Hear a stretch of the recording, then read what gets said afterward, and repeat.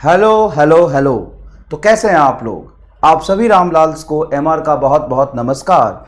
स्वागत करते हैं आपका काइनेमेटिक्स के फोर्थ लेक्चर में। फर्स्ट लेक्चर में मैंने बस आपको डिस्टेंस एंड डिस्प्लेसमेंट समझाया था, क्योंकि लॉग भी इनकम्प्लीट था पार्ट ना, तो लॉग एंड डिस्टेंस डिस्प्लेसमेंट आपको समझाया था। सेकंड लेक्चर में डिस्टेंस एंड डिस्प्लेसमेंट के बहुत सारे न्यूमेरिकल प्रॉब्लम सॉल्व कराए थे। थर्ड लेक्चर में मैंने आपको स्पीड एंड वेलोसिटी के कंसेप्ट को समझाया था एंड स्पीड वेलोसिटी के बहुत सारे सवाल भी कराए थे, और साथ मैंने एक्सेलरेशन भी आपको थोड़ा बहुत समझाया था। तो आज के लेक्चर स्टार्ट करने से पहले मैं चाहूंगा कि पहले ही आप 2x स्पीड पे देख लीजिए, लेकिन लास्ट लेक्चर को 10 मिनट हिस्सा देख लीजिए। आप लास्ट लेक्चर के लास्ट वाला जो सेक्शन पढ़ा था उसका 10 मिनट देखते हुए आप इस लेक्चर पे आइए। आज काइनेमेटिक्स के लेक्चर नंबर 4 में जो हमारा गोल है, फिजिक्स की क्लास है, गोल है, चिंता मत करो, ये रहा गोल है, गोल को सेपरेट कर दिया है। आज का हमारा गोल है एक्सेलरेशन। सर एक्सेलरेशन तो आपने समझा दिया है, मैंने आपको बताया था कि 30% एक्सेलरेशन ही मैंने आपको फील करा है। एक्सेलरेशन होता क्या है?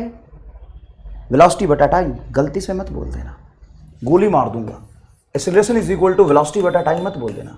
In fact there is no relation between velocity and acceleration instant पे, मतलब इंस्टेंटेनियस, किसी इंस्टेंट पे वेलोसिटी और एक्सेलरेशन में कोई रिलेशन नहीं। वेलोसिटी का मतलब था how fast object is moving and where. Velocity मतलब क्या होता है? How fast and where, how fast and where. And acceleration का मतलब होता है how fast velocity is changing, how fast velocity is changing. दोनों अलग चीज है। तो एक्सेलरेशन का रिलेशन किसके साथ होता है? Change in velocity. बहुत बड़ा चेंज इंटरवल में लेते तो बहुत बड़ा चेंज डिवाइडेड बाय बहुत बड़ा टाइम इंटरवल। एक बार चलो सर इन और एट में हमको डिफरेंस नहीं समझ आ रहा, तो आज एक अंग्रेजी का ट्यूशन लगवा लीजिए अपने मोहल्ले के चचा से, और चचा बताएंगे आपको इन और एट का क्या मतलब होता है। कहां से आए हो भाई? कौन से देश, कौन सी दुनिया, कौन सी स्कूल से पढ़े हो? आप कहोगे कि ये कैसा मास्टर ऐसे बोल रहा है, इसको बताना चाहिए। तुम तो कल तो कहो कि मेरे से 1 + 1 2 कैसे होता है, ये भी बताओ। बट इन और एट में फर्क नहीं पता चल रहा आपको? इन का मतलब होता है में, एट मतलब होता है पर। एट मीन्स पर, इन मतलब में। मैं आपसे बोलता हूं कि मैंने पढ़ाई करी 4 घंटे तक, 4 घंटे तक फॉर इन एक ही चीज है। 4 घंटे में मैं कितना चलूंगा, 10 मिनट में मैं कितना चल रहा हूं। एवरेज वेलोसिटी 10 मिनट में बताई, तो एक इंटरवल हो गया। और average velocity at 10 second, at 10 minute, तो वो जब 10 मिनट टाइम पूरा होगा, जब 10 मिनट सेकेंड 10 सेकेंड पूरा होगा, उसी इंस्टेंट पे पूछ रहा है। एट मतलब एक इंस्टैंटेनियस टाइम है, उस पर बताओ। एट 4 सेकेंड, एट 4 सेकेंड मतलब 4 सेकेंड पर, और इन 4 सेकेंड मतलब 4 सेकेंड में। 4 बजे मैं क्या कर रहा था, वो एक इंस्टेंट है, और 4 घंटे तक मैं क्या कर रहा था, वो एक इंटरवल है। रामलाल ऑब्वियस सी बात है। 2 घंटे तक मैं क्या कर रहा हूं, वो एक इंटरवल है। एंड 2 बजे मैं क्या कर रहा था, वो एक इंस्टेंट है। दो एक ही बार बचता है किसी इंस्टेंट पे, और 2 घंटे का इंटरवल कभी भी हो सकता है। 4 से 6, 6 से 8, 8 से 10, 10 से 12 चलती है क्या? 9 से 12, चलो 3 घंटे का होता है। हाँ 3 घंटे का होता है। हाँ चलती है क्या 9 से 12? वो एक इंटरवल हो गया 9 से 12 का, और 12 बजे एक इंस्टेंट हो गया। एट मतलब इंस्टेंट, में मतलब इंटरवल। ठीक है सर, आज का गोल बताओ। आज का गोल, ओ लिखा ही नहीं, अच्छा लिख तो दिया यार, यहां तो गोल ही तो होता है। सॉरी सॉरी सॉरी, गोल ही तो होता है। एक्सेलरेशन को हम समझेंगे थोड़ा और, and question on variable acceleration करेंगे। चलिए साहब, अब बताइए एक्सेलरेशन क्या होता है। देखो कोई भी चीज हम डिफाइन करते हैं, कोई भी चीज आगे चल के कोई भी चीज हम डिफाइन करेंगे, तो उसको किसी एक टाइम पे डिफाइन करेंगे और एक टाइम में डिफाइन करेंगे। जब टाइम में डिफाइन करेंगे, है ना, 9 से 12 एक टाइम इंटरवल हो गया 3 आवर का। 2 मिनट में 4 घंटे तक, 5 दिन तक, 4 साल तक, 400 साल तक, 400 साल में 2 महीने में तुमने कितना पढ़ा, ये एक इंटरवल है।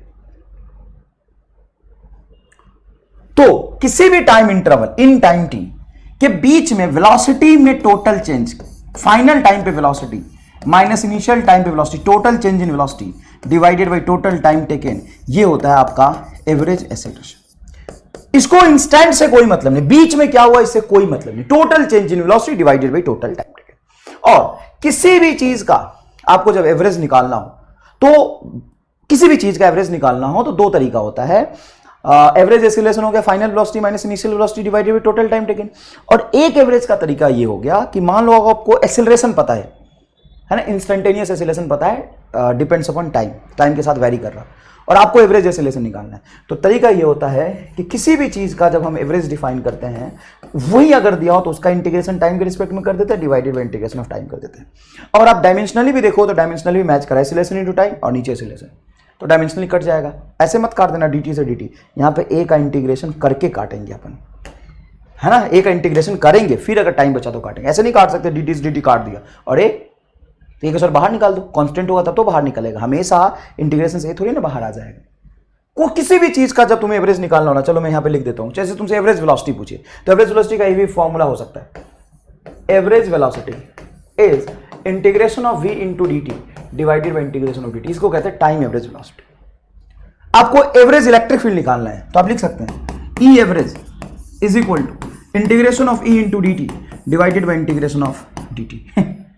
बहुत ईजी है। आपको निकालना हो मोमेंटम का एवरेज, तो जिस चीज का एवरेज निकालना हो ना उसी का इंस्टेंटेनियस वैल्यू अगर मुझे पता है तो उसको टाइम से इंटीग्रेट कर देंगे, divided by integration of dt लिख देंगे। और मैं प्रूफ भी करूंगा, चिंता मत करना, मैं तुम्हें बता भी दूंगा, एकदम फील दिला के बता दूंगा कि कैसे आया ये, ठीक है ना। तो एवरेज का ये दो फॉर्मूला हो गया। एवरेज के कितने फॉर्मूले हो गए? दो फॉर्मूले हो गए। अगर आपको वेलोसिटी पता है और एवरेज एक्सीलरेशन पूछ रहा है तो total change in velocity divided by total time taken. और अगर आपको एक्सीलरेशन पता है और फिर एवरेज वेलोसिटी पूछ रहा है तो एक्सीलरेशन का इंटीग्रेशन कर देंगे जितने टाइम इंटरवल में पूछा है। इंटीग्रेशन एक इंटरवल में होता है, तो t1 से t2 के बीच में यहाँ पे आप इंटीग्रेशन कर दीजिए, जो भी आपको टाइम इंटरवल दिया, नहीं दिया हुआ तो प्लस c ऐड कर देंगे, डन। चलो, किसी इंस्टेंट पे एक्सीलरेशन क्या होगा? तो ये कह रहा है किसी इंस्टेंट पे वेलोसिटी में कितना चेंज हुआ है, तो आप ऐसे नहीं निकाल सकते फाइनल माइनस इनिशियल, क्योंकि किसी भी इंस्टेंट का मतलब infinitely small time interval. Infinitely small time interval आप एवरेज एक्सीलरेशन को ऐसे लिखते हैं, देखिए बेटा, एवरेज एक्सीलरेशन होता है delta V divided by delta T. लेकिन आप कहते हो कि limit delta T tends to zero. अगर आप ये बोलोगे ना लिमिट एक मैथमेटिकल टर्म है, घबराओ मत, वो कहना चाह रहा है कि टाइम इंटरवल बहुत छोटा है, डेल्टा टी एकदम छोटा, इनफाइनिटली स्मॉल हो गया, तो ये वाला जो टर्म है ये चेंज होके हो जाएगा डीवी बाई डी टी। और किसी इंस्टेंट पे कितना वेलोसिटी में चेंज हुआ है divided by total time taken, तो ये हो जाता है इंस्टेंटेनियस एक्सीलरेशन। तो एवरेज एक्सीलरेशन इंस्टेंटेनियस में चेंज हो जाएगा जब मैं इनफाइनिटली स्मॉल टाइम इंटरवल में चेंज देखूंगा। अब इनफाइनिटली स्मॉल टाइम इंटरवल में मैथमेटिकली चेंज निकालना पॉसिबल नहीं है, इसलिए हम कह देते हैं कि इंस्टेंटेनियस एक्सीलरेशन जब मुझे देखना हो तो मैं डीवी बाई डी टी बोलूंगा। इसका मतलब ये हो गया वेलोसिटी वेक्टर का differentiation, rate of change in velocity. ये डिफरेंशिएशन किसका हो गया? v का, तो इसको हम लिखते हैं the rate of change in velocity, the rate of change in velocity with respect to time, rate of change in velocity with respect to time. अगर मुझे वेलोसिटी दिया है और इंस्टेंटेनियस एक्सीलरेशन निकालना है तो सिंपल मैं उसको डिफरेंशिएट कर दूंगा, और वेलोसिटी दिया और एवरेज एक्सीलरेशन निकालना तो उसको डिफरेंशिएट नहीं कर सकते। एवरेज का मतलब है टाइम इंटरवल में कितना चेंज हुआ, तो final minus initial divided by total time. यही तो कंसेप्ट मैंने समझाया था आपको डिफरेंशिएशन पढ़ाते टाइम, यही सेम कंसेप्ट आपको मैंने समझाया था डिफरेंशिएशन पढ़ाते टाइम।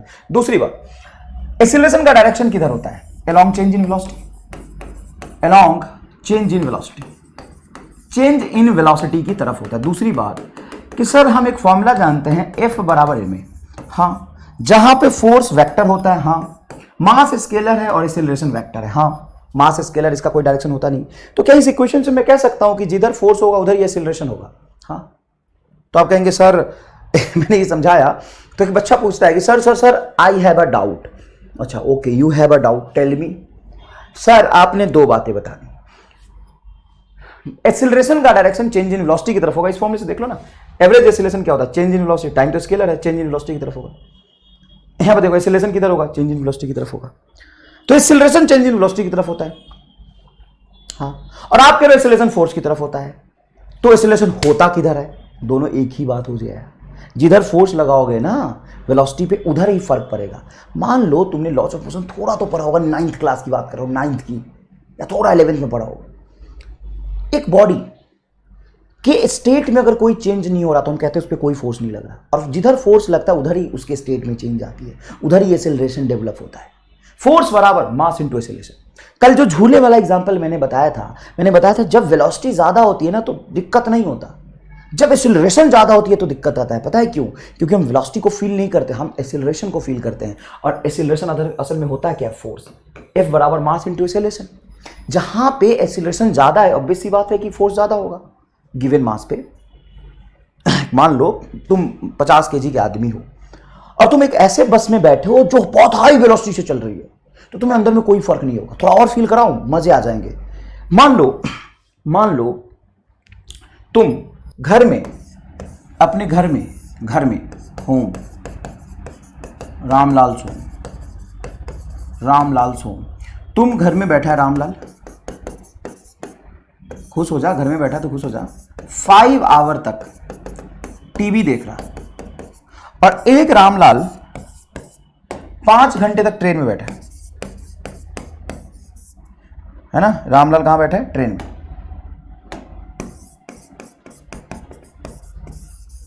5 घंटे तक ट्रेन में बैठा है। किस केस में रामलाल थक जाएगा?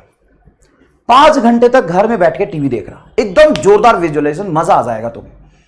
5 घंटे तक रामलाल बैठ के घर में बढ़िया ऐसे बैठा है रामलाल और बढ़िया टीवी देख रहा, कभी लगा रहा पोगो, कभी लगा रहा सिंचन, कभी लगा रहा क्रिकेट, मजे ले रहा। घर में कोई नहीं है, 5 घंटे तक टीवी देखा, और 5 घंटे तक रामलाल ट्रेन में बैठा है। किस केस में रामलाल थक जाएगा? केस ए में। क्या है यार? केस ए में, केस बी में। किस केस में रामलाल को ऐसा लगेगा कि रामलाल बहुत थक गया यार? मजा आ जाएगा। थोड़ा समझना बेटा, मैं थोड़ा समय खराब कर रहा हूं, थोड़ा समय ज्यादा ले रहा हूं, आई एम सॉरी, लेकिन इसको फील करो तभी तुम्हें लंबे समय तक याद रहेगा। किस केस में रामलाल थक जाएगा? ट्रेन वाले केस में। और ऐसा होता भी है, तुम 5 घंटे तक सफर करके आते हो तो बोलते हो ओ हो very long journey, I am feeling tired, और 5 घंटे तक बैठ के टीवी देखते हो तो कुछ नहीं होता। सर इसमें हम मूव मोशन में है ना। अच्छा, तू मोशन में, तू ही ट्रेन को धक्का मार रहा है ना, तो धक्का मार के लेके जा रहा है ट्रेन में मोशन में, तो तेरा क्या योगदान है ट्रेन को मोशन में रखने में? कुछ नहीं, ट्रेन में बैठा ही तो है। ट्रेन में बैठा ही तो है। हाँ सर बैठे हैं, फिर थक क्यों जाते? और अगर 5 घंटे तक तुम एरोप्लेन में हो और 5 घंटे तक ट्रेन में हो, किस केस में ज्यादा थक जाओगे? एरोप्लेन में। क्या बात कर रहे सर, वहां पे तो और आरामदेह, मतलब इजी कंफर्ट होता है, नहीं थक जाओगे। क्यों? एक सिंगल रीजन दो, क्यों थक जाएगा ट्रेन में रामलाल? एक सिंगल रीजन दो, बताओ। स्क्रीन पॉज करके कमेंट करके बताओ क्यों थक जाएगा रामलाल। मैं बताता हूं। 5 घंटे तक इसके स्टेट में कोई चेंज नहीं हो रहा, इसकी वेलोसिटी 0 है, और इनफैक्ट कह सकता हूं वेलोसिटी कांस्टेंट है, क्योंकि हमेशा ही 0 है ना बेटा। 0 0 0 0 0 से कुछ बदलता तब तो चेंज होता, हमेशा 0 है, तो मैं कह सकता हूं वेलोसिटी कांस्टेंट है। वेलोसिटी कांस्टेंट है तो एक्सीलरेशन क्या हो जाएगा? एक्सीलरेशन होता है change in velocity divided by total time taken, acceleration 0। Acceleration 0 तो फोर्स 0, मतलब इस पर कोई फोर्स नहीं लग रहा। और ट्रेन में जब आप बैठे होते हो ना, तो एक हिडन फोर्स, जिसको हम स्यूडो फोर्स कहते हैं, जब मैं आगे लॉज ऑफ मोशन में समझाऊंगा, होता क्या है कि लगातार आपकी वेलोसिटी वेरिएबल होती है। कैसे वेरिएबल होती है? तो ट्रेन किसी स्टेशन पे रुका होता है, वहां से चलना शुरू करता है, तो रेस्ट से मोशन में आ रहा होता है तो वेलोसिटी चेंज होता है। फिर जब पीक पे पहुंचता है तो फिर अगले स्टेशन पे रुकना होता है, तो फिर ब्रेक लगाता है ड्राइवर, फिर एक्सेलरेट करता है, तो लगातार एक्सेलरेशन होता है। Acceleration is not equal to 0, मतलब force is not equal to 0। Sir वो तो ट्रेन वाली बात हो गई ना। क्या आपकी बॉडी रेस्ट में होती है जब ट्रेन रेस्ट में है? तो हाँ। आपकी बॉडी की वेलोसिटी चेंज हो रही है? हाँ। तो आप पे बॉडी पे फोर्स लग रहा है। अगर कोई चीज एक्सेलरेटेड होगी तो उस पर फोर्स लगेगा। फोर्स बराबर मास इंटू एक्सेलरेशन होता है। तो याद रखना, फोर्स की डायरेक्शन सेम एज एक्सेलरेशन। जिधर फोर्स लगता है उधर एक्सेलरेशन होता है, बात खत्म। मास तो एक स्केलर टर्म है। मास तो क्या है? एक स्केलर टर्म है। इसीलिए मैं जो झूले वाला एग्जांपल समझा रहा था और आपको कह रहा था कि हम फोर्स एक्सपीरियंस करते हैं, मतलब एक्सेलरेशन एक्सपीरियंस करते हैं। फील करो इस बात को। जब झूला यहां पे मिड पोजीशन में हाई वेलोसिटी से चलता है तो हमको कुछ नहीं होता, हमें मजे आते हैं, बढ़िया। वहां पे एक्सेलरेशन 0 होता है तो फोर्स नहीं लगता। लेकिन जैसे तुम एक्सट्रीम पे होते हो, वहां पे झूला रेस्ट में होता है, लेकिन अचानक से इतना तेज भागता है ना, एक्सेलरेशन हाई होता है, वहां पे वेलोसिटी बहुत जल्दी जल्दी चेंज हो रही होती है। जैसे मान लो कि एक बस है, बस की वेलोसिटी है 0, फिर बस की वेलोसिटी है 50 मीटर पर सेकेंड, और फिर बस की वेलोसिटी है 100 मीटर पर सेकेंड। 2 ही सेकेंड में यहां से यहां तक आ गया, तो वेलोसिटी बहुत तेजी से चेंज हुआ है। अब मान लो एक ऑब्जेक्ट है जो 500 मीटर पर सेकेंड चल रहा है, और इसकी वेलोसिटी 501 मीटर हुआ, फिर वेलोसिटी इसकी 502 मीटर हुआ, तो यहां पे आप कंफर्ट जोन में रहेंगे, आपको कोई दिक्कत नहीं होगी। और यहां पे आपका हार्ट फेल कर जाएगा, हार्ट फेल कर जाएगा यहां पे आपका। तो हम किसको महसूस करते हैं, वेलोसिटी को कि एक्सेलरेशन को? हम महसूस करते हैं, फील करते हैं एक्सेलरेशन को, हम वेलोसिटी को फील नहीं कर सकते। ठीक है बेटा, बस एक छोटा सा एग्जांपल बताया सर। ठीक है, ये तो समझ आ गया। तो मैं बस यही समझाना चाह रहा हूं कि एक्सेलरेशन की जो डायरेक्शन होती है उसको हम कह सकते हैं वेलोसिटी की तरफ है, और acceleration, sorry I am sorry, क्या कह दिया मैंने, आई एम सॉरी, एक्सेलरेशन की जो, क्या बज रहा है यार, एक्सेलरेशन की जो डायरेक्शन है वो फोर्स की तरफ होती है। एक्सेलरेशन की डायरेक्शन किधर होती है, फोर्स की तरफ होती है, और जिधर फोर्स हो उधर ही चेंज इन वेलोसिटी हो। तो आप कह सकते हो कि एक्सेलरेशन फोर्स की तरफ भी होता है और चेंज इन वेलोसिटी की तरफ होता है, एक ही बात है। ठीक है बेटा, अब सुनिएगा आगे। यहां पे मैंने इंस्टेंटेनियस एक्सेलरेशन लिखा dv वेक्टर बाई dt। अब एक छोटा सा प्रिंटिंग मिस्टेक हो गया था, इसके लिए आई एम बहुत बहुत सॉरी, क्योंकि लेट हो रहा था, मैं जल्दी जल्दी पढ़ा रहा था, इसलिए लास्ट क्लास के लास्ट सेक्शन में हुआ क्या था कि ये velocity vector, rate of change in velocity with respect to time acceleration होता है। वेलोसिटी वेक्टर को हम लिख सकते हैं dx vector divided by dt, dx vector divided by dt। अब इस वेलोसिटी वेक्टर की चीज को मैं यहां पुट कर सकता हूं, दोनों rate of change in position with respect to time को हम वेलोसिटी कहते हैं, यहां रख दूंगा, तो ये बनेगा d, v के जगह पे रखूंगा बेटा dx vector by dt, v के जगह पे रखा है d by dt as it is रहेगा, तो dd क्या बन जाएगा, d स्क्वायर, और dt ये बन जाता है dt स्क्वायर। यहां पे 2 लिखना भूल गया था मैं। तो acceleration is nothing but double differentiation of position vector. Acceleration is nothing but double differentiation of position vector, double differentiation of x with respect to time. वैसे भी मैं पोजीशन को एक बार डिफरेंशिएट करूंगा तो वेलोसिटी आएगा, और वेलोसिटी को एक बार डिफरेंशिएट कर दूंगा तो एक्सेलरेशन आ जाएगा। दूसरा, हम जानते हैं a बराबर होता है dv by dx, sorry dv by dt, rate of change in velocity with respect to time. यहां पे dv dx से मल्टीप्लाई और dx से डिवाइड कर देता हूं। क्या किया, dx से मल्टीप्लाई और dx से डिवाइड। इस वाले dx को उठा के मैं आगे रख देता हूं, और इस dt को उठा के मैं dx की जगह रख देता हूं। तो बताओ क्या बनेगा, ये बनेगा सर dv वेक्टर, और dx को पीछे ले जाऊंगा, dv के नीचे रख दूंगा, into dx as it is है, इस dt को यहां ले जाता हूं, है ना, dx को dt की जगह पे रख दिया तो देखो dx आ गया, dt को पीछे ले जाता हूं तो यह आ जाएगा dt। dx बाई dt क्या होता है, rate of change in position with respect to time क्या होता है, ये तो वेलोसिटी होता है सर, तो इसको मैं वेलोसिटी लिख लूंगा। ये क्या बनेगा, ये बनेगा dv वेक्टर बाई dx, मतलब ये क्या हो गया, एक्सेलरेशन। तो एक्सेलरेशन को दो तरीके से निकाला जा सकता है, वेलोसिटी को टाइम के साथ डिफरेंशिएट कर दूंगा तो direct rate of change in velocity with respect to time acceleration आ जाएगा। लेकिन वेलोसिटी टाइम के फंक्शन में दिया हो तो, अगर वेलोसिटी पोजीशन के फंक्शन में दिया है तो मैं वेलोसिटी को एज इट इज रखूंगा into dv by dx, velocity को पोजीशन के साथ x के साथ डिफरेंशिएट करूंगा और v से मल्टीप्लाई करूंगा, वो एक्सेलरेशन इन मिलेगा। तो असल में एक्सेलरेशन के 3 फॉर्मूले हो गए। एक्सेलरेशन के कितने फॉर्मूले हो गए, 3 फॉर्मूले हो गए। समझ आया, एक्सेलरेशन के कितने फॉर्मूले हो गए, 3 फॉर्मूले हो गए। नेक्स्ट चलते आगे।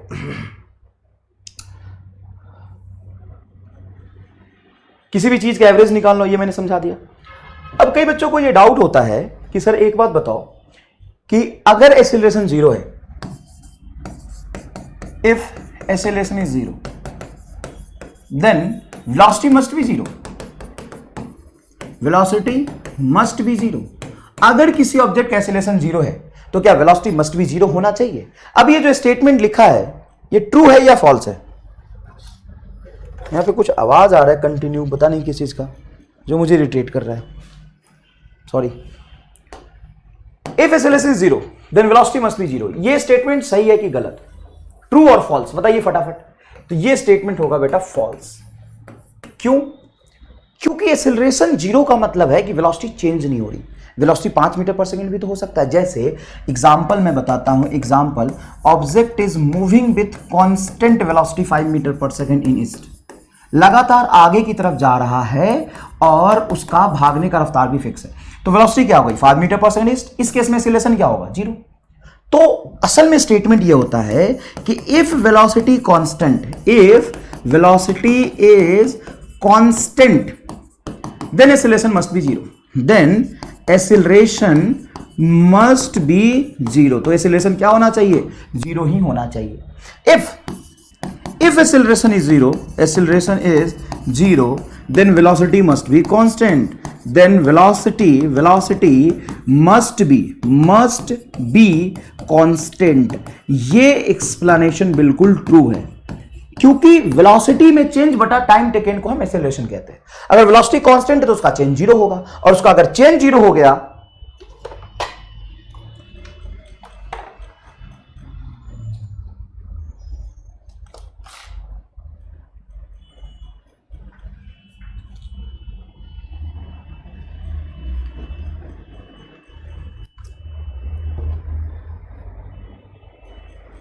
अरे यार क्या बज रहा है?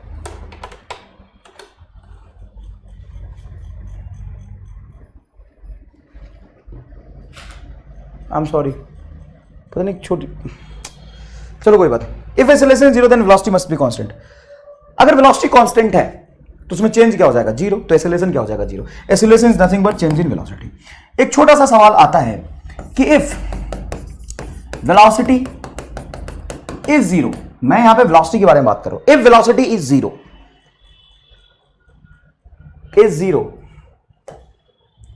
इफ एक्सेलरेशन इज जीरो था ना, ये देखो, if velocity is zero then acceleration must be zero. ये सही है कि गलत है? If velocity is zero then acceleration must be zero. किसी इंस्टेंट पे मान लो वेलोसिटी जीरो है तो एक्सेलरेशन जीरो ही होना चाहिए, ऐसा कहना गलत है। क्योंकि मोशन अंडर ग्रेविटी के मैक्सिमम हाइट पे, मोशन अंडर ग्रेविटी के मैक्सिमम हाइट पे, क्योंकि जैसे ही मैं ऑब्जेक्ट को ऊपर फेंकता हूं तो एक्सेलरेशन नीचे की तरफ होता है, उसकी रफ्तार धीरे धीरे कम होती है ना। मैक्सिमम हाइट पे, मोशन अंडर ग्रेविटी के मैक्सिमम हाइट पे वेलोसिटी क्या होता है? Zero. But acceleration that is equal to G. Velocity zero होता है वहां पे, लेकिन एक्सेलरेशन जीरो नहीं होता। एक्सेलरेशन तो जी के बराबर होता है। सर ऐसे कैसे हो सकता है? अगर वेलोसिटी जीरो तो एक्सेलरेशन जीरो होना चाहिए। मान लो किसी इंस्टेंट पे वेलोसिटी जीरो और एक्सेलरेशन भी जीरो, मतलब वेलोसिटी में चेंज भी नहीं हो रहा, तो वहीं पे हवा में रुक जाएगा। लेकिन ऐसा नहीं होता है ना बेटा। देखो हो क्या रहा है, मान लो किसी इंस्टेंट पे वेलोसिटी मतलब ऊपर जा रही है, ऑब्जेक्ट है ऊपर जा रही है, तो वेलोसिटी कहीं है 2 मीटर पर सेकेंड, फिर वेलोसिटी 1 मीटर पर सेकेंड, फिर वेलोसिटी जीरो, फिर वेलोसिटी -1 मीटर पर सेकेंड, फिर वेलोसिटी -2 मीटर पर सेकेंड। तो एक इंस्टेंट ऐसा आएगा, यहाँ पे वेलोसिटी क्या हो रहा है लगातार, देखो वेलोसिटी 2 था, फिर वेलोसिटी 1 हुआ, फिर वेलोसिटी 0 हुआ, फिर वेलोसिटी -1 हुआ, फिर वेलोसिटी -2 हुआ। किसी इंस्टेंट पे वेलोसिटी क्या है? जीरो। लेकिन उसके बाद तुरंत से वेलोसिटी माइनस में चला गया, पहले पॉजिटिव था, फिर जीरो हुआ, फिर माइनस में हो गया। तो वेलोसिटी तो लगातार चेंज हो रही है ना। वेलोसिटी चेंज हो रही है तो एक्सेलरेशन हर इंस्टेंट पे कुछ ना कुछ एग्जिस्ट करेगा। मान लो किसी इंस्टेंट में वेलोसिटी जीरो, मतलब ऑब्जेक्ट भाग नहीं रहा, उसकी वेलोसिटी जीरो है, और एक्सेलरेशन जीरो, मतलब वेलोसिटी में चेंज को एक्सेलरेशन कहते हैं, चेंज भी नहीं हो रहा, तो परफेक्ट रेस्ट हो गया। क्या हो गया? परफेक्ट रेस्ट हो गया। समझ में आई ये बात? अब आगे समझना। कई बार ऐसा मैं पूछता हूं कि इफ इज इट पॉसिबल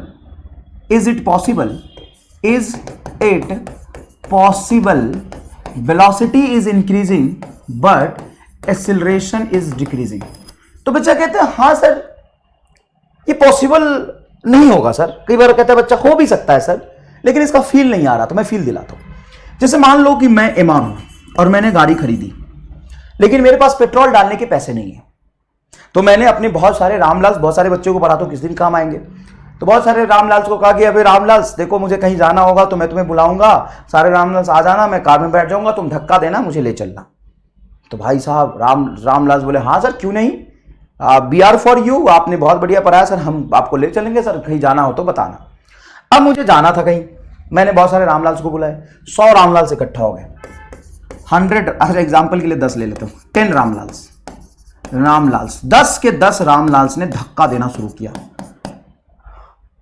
और जिस इंस्टेंट पे धक्का देना शुरू किया था उसी इंस्टेंट पे मैं रेस्ट से अपनी गाड़ी को स्टार्ट क्या करूं, बस बैठ गया, हैंडल पकड़ लिया, पीछे से 10 रामलाल धक्का दे रहे हैं, मैं चला, मेरी वेलोसिटी बढ़ के हो गई 10 मीटर पर सेकेंड। थोड़ी देर में वेलोसिटी मेरी बढ़ के हो गई 10 मीटर पर सेकेंड। अब क्या हुआ, यहां पे फ्रिक्शन को नेग्लेक्ट एज्यूम करना, फ्रिक्शन जीरो मान लेना थोड़ी देर के लिए, समझाने के लिए एग्जांपल लिया बेटा, फ्रिक्शन जीरो मान लेना। अब थोड़ी देर बाद क्या हुआ, उसमें से 4 रामलाल तो दिखाने के लिए आ गया था, मैं कार में बैठ गया, 4 रामलाल भाग गए, बचे सिर्फ 6 रामलाल। अब 6 रामलाल धक्का दे रहा, अब 6 रामलाल धक्का दे रहा, तो ऑब्वियस सी बात है 10 रामलाल की वजह से जितना फोर्स लगेगा उतना ज्यादा एक्सीलरेशन होगा, F बराबर ma, और जितना ज्यादा एक्सीलरेशन होगा, मास को बाहर रखो, उतनी ज्यादा वेलोसिटी में चेंज होगी। यही तो रिलेशन होता है सिंपल सा, देखो जितना फोर्स उतना एक्सीलरेशन उतना वेलोसिटी में चेंज। तो 10 रामलाल धक्का दे रहे थे तो वेलोसिटी में चेंज ज्यादा हुआ, 0 से 10 आ गया। अब 6 रामलाल धक्का 6 रामलाल दे रहे हैं, फोर्स लग रहा है तो एक्सीलरेशन होगा, वेलोसिटी चेंज होगी, लेकिन वेलोसिटी पहले के कंपेयर में कम चेंज होगी। अब यहां पे वेलोसिटी मान लो सिर्फ हो गया 15 metre per second. t is equal to 0 पे मैं यहां था, t is equal to 1 second पे मैं यहां था, और t is equal to 2 second पे मैं यहां था। अगर तुम मैथमेटिकली भी देखोगे तो यहां पे चेंज इन वेलोसिटी सिर्फ 5 है। अब 6 रामलाल में से 4 रामलाल और भाग गए, और बेचारा दो रामलाल धक्का मार रहा। अरे सर कहां तक जाओगे? अब मैंने बताया भी तो नहीं था कितने देर तक धक्का मारना है। भाग गए रहे रामलाल। अब 2 रामलाल बचे बस। सर 2 ही रामलाल बचे। हाँ, Ramlal and car of MR Ramlal with car of MR. 2 ही रामलाल धक्का मार रहे। सर रुक जाओ, कहां जाना है? अब 2 ही रामलाल धक्का मार रहे हैं। अब जो वेलोसिटी चेंज होगी 1 सेकंड बाद, अब velocity 16 metre per second change होगी। अब देखो यहां पे वेलोसिटी चेंज हो रही, बढ़ रही है। 15 से 16 हो गई, वेलोसिटी लगातार बढ़ी, क्योंकि फोर्स लग रहा तो एक्सीलरेशन होगा, फोर्स है तो एक्सीलरेशन होगा, एक्सीलरेशन होगा तो वेलोसिटी बदलेगी। अब 9 रामलाल। अब यहां पे कोई रामलाल नहीं है, सब भाग गया। मैं कार में बैठा, फ्रिक्शन तो है नहीं। अब मेरी देखो कोई रामलाल धक्का नहीं मारा तो कोई फोर्स नहीं होगा, तो वेलोसिटी क्या हो जाएगा? कांस्टेंट। लगातार एक्सीलरेशन क्या हो रहा बोलो? तो लगातार एक्सीलरेशन कम हो रहा, बट वेलोसिटी बढ़ रही। अब थोड़ा भी फोर्स लगेगा आगे की तरफ, थोड़ा भी फोर्स लगेगा तो थोड़ा एक्सीलरेशन होगा, तो थोड़ा वेलोसिटी चेंज होगा। तो देखो वेलोसिटी में पहले चेंज ज्यादा हुआ क्योंकि पहले फोर्स ज्यादा था, एक्सीलरेशन ज्यादा हुआ। फिर धीरे धीरे फोर्स कम होता गया, तो एक्सीलरेशन कम होने का मतलब वेलोसिटी तो बढ़ेगी ही, क्योंकि जिस डायरेक्शन में ऑब्जेक्ट भाग रहा होता है उसी डायरेक्शन में धक्का मारोगे तो वेलोसिटी तो बढ़ेगी, लेकिन कम बढ़ी। क्या सर ऐसा हो सकता है कि एक्सीलरेशन बढ़ रहा but velocity is decreasing? It is possible. तो एक चीज सुनना, any possibility between instantaneous velocity and acceleration is possible. Any possibility, कुछ भी हो सकता है। एक्सीलरेशन बढ़ रहा, वेलोसिटी बढ़ रहा, हाँ। एक्सीलरेशन घट रहा, वेलोसिटी बढ़ रहा, हाँ। वेलोसिटी घट रहा, एक्सीलरेशन बढ़ रहा, हाँ। कुछ भी हो सकता है। सर ऐसे कैसे? देखो मैं ये बता देता हूं, ये तो समझ आ गया ना, ये तो कल भी समझाया था मैंने आपको, मैं आज ये भी समझाता हूं, ये भी समझाता हूं। एक्सीलरेशन बढ़ रहा बट वेलोसिटी घट रही, देखो कैसे। अब मान लो कि 16 मीटर पर सेकेंड से मैं चल रहा, अब पीछे देख रहा कोई रामलाल मिल ही नहीं रहा। फिर मैंने फोन किए 3-4 रामलाल को, अबे कहाँ रह गया भाई, मैं रोकूंगा कैसे कार को, मर जाऊंगा, एक्सीडेंट हो जाएगा, आ भाग के। तो जो पास में रामलाल थे 5-7 रामलाल आ गए, अरे सर सर सर रुको रुको मैं रोकता हूं। 20 रामलाल आ गए रोकने के लिए। 20 रामलाल पीछे की तरफ धक्का लगा रहे।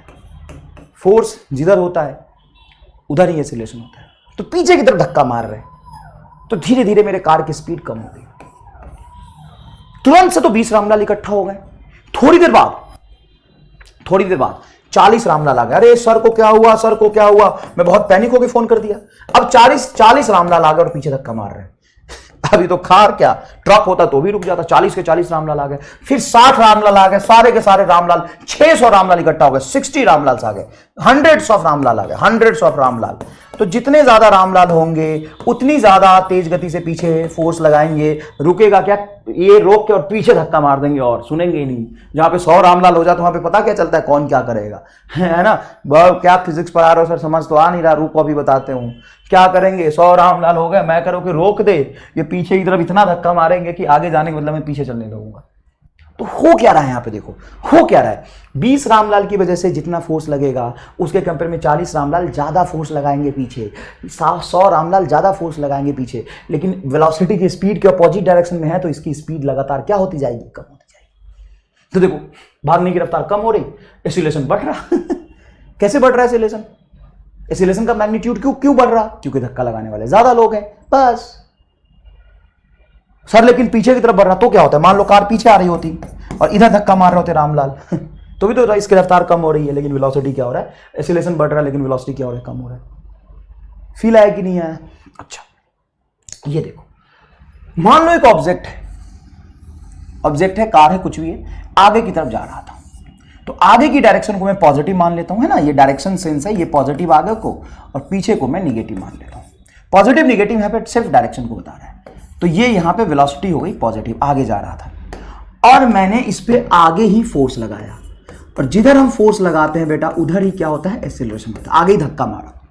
अब कोई ऑब्जेक्ट आगे जा रहा, जिस लाइन पे चल रहा उसी लाइन पे मैंने धक्का मारा। मान ले तू ऐसे चल रहा था, बढ़िया रामलाल जा रहा, फोन लेके जा रहा, मैं पीछे से आया कार से और तुम्हें ठोक दिया, तो क्या होगा बता? जिधर तू जा रहा था पीछे जाके मैंने इधर ही ठोक दिया, तो क्या होगा? उड़ जाएगा एकदम, रफ्तार बढ़ जाएगी। तो बताओ यहां पे होगा क्या? Speed will increase, speed will increase, speed will increase, but direction of motion will not change, will not change, direction of motion will not change। और एंगल दोनों के बीच में कितना है? Angle 0 degree between velocity and acceleration, velocity and acceleration. तो ये एक important बात है, याद रखना। जब भी एक्सीलरेशन और वेलोसिटी, मतलब जिधर ऑब्जेक्ट जा रहा है उधर ही धक्का मारोगे, तो जिधर धक्का मारोगे उसकी तरफ स्पीड बढ़ेगा। तो जिधर वेलोसिटी हो उधर ही एक्सीलरेशन अगर हम दे दे तो इसका डायरेक्शन ऑफ मोशन कभी चेंज नहीं होगा। देखो ना क्या लिखा है, speed will increase, speed will increase but direction of motion will not change. कैसे होगा डायरेक्शन ऑफ मोशन? बता कैसे चेंज होगा? तो ऐसे ऐसे धीरे धीरे जा रहा था, मैं पीछे से लात मारता हुआ लेके जा रहा हूं इधर, तो लात इधर मारूंगा तो इधर ही जा रहा था, तो इधर ही रफ्तार बढ़ता जाएगा, इधर उधर थोड़ी ना भाग जाएगा। मान ले तू यहां पे पड़ा हुआ है ना, तू यहां पे पड़ा हुआ है, मैं घसीटता हुआ लेके जा रहा हूं सीधा एकदम, तो जिधर फोर्स लगाऊंगा उधर ही उसी की तरफ थोड़ा स्पीड बढ़ता जाएगा, वेलोसिटी चेंज होता जाएगा। बहुत आसान है यार। तो याद रखना, ये बच्चे को समझ नहीं आता किसी भी ऑब्जेक्ट का पाथ कैसा होगा, ये किस पाथ पे आगे चल के जाएगा, ये कौन डिसाइड करता है? वेलोसिटी और एक्सीलरेशन के बीच में एंगल। अगर वेलोसिटी और एक्सीलरेशन सेम डायरेक्शन में है तो स्पीड बढ़ता जाएगा। ये रही साहब वेलोसिटी, और इधर दे दिया मैंने पीछे की तरफ, निगेटिव की डायरेक्शन में एक्सीलरेशन, पीछे की तरफ। अच्छा सर इधर फोर्स लगा दिया। मान लो तुम ऐसे जा रहे थे, बढ़िया क्लास खत्म हुई, बढ़िया मोबाइल लेके बाहर निकले, व्हाट्सएप पे चैटिंग खेल रहे थे, मैं उधर से आया कार लेकर और इधर धक्का मार दिया, तो क्या होगा? तो speed will decrease. Exactly anti parallel, देखो बट एग्जैक्टली एंटी पैरेलल। इधर की तरफ एक्सीलरेशन दिया। Angle between velocity and acceleration बोलो, angle between velocity and acceleration, velocity and acceleration is 180 degree. और ये सभी सवाल के फॉर्म्स में पूछे जाते हैं बेटा। मैं डेफिनेशन लिख के चला जाऊंगा, तुम आगे सवाल एक भी नहीं कर पाओगे, तो ये समझना बहुत जरूरी है। देखो बेटा, angle between velocity and acceleration is 180 degree. Then instantaneously at that instant, जिस इंस्टेंट पे ये एक्सीलरेशन लग रहा है, at that instant speed will decrease, speed will decrease but not direction, but direction will remain same, direction remain same। आप कहोगे sir direction same कैसे रह जाएगा? अगर पीछे की तरफ एक्सीलरेशन है, पीछे की तरफ धक्का लग रहा है, इसका स्पीड तो कम होगा लेकिन जाके रुकेगा, और हो सकता है पीछे धक्का लगता रहो तो पीछे ऑब्जेक्ट चला जाएगा। मान लो कार खराब हो गई, धीरे धीरे आगे जा रही थी, मुझे रोकने की कोशिश किया, 10 रामलाल धक्का मारे पीछे, 20 मारे, फिर 40 मारे, तो मेरी रफ्तार कम होती जाएगी और कार रुक जाएगी। लेकिन रामलाल तो पागल है, वो तो धक्का लगाना नहीं छोड़ेगा, धक्का लगाता रहा तो कार पीछे की तरफ जाएगी। तो यहां भी यही होगा, लेकिन वो एक टाइम के बाद होगा, after some time object comes to at rest and will move in backward direction, but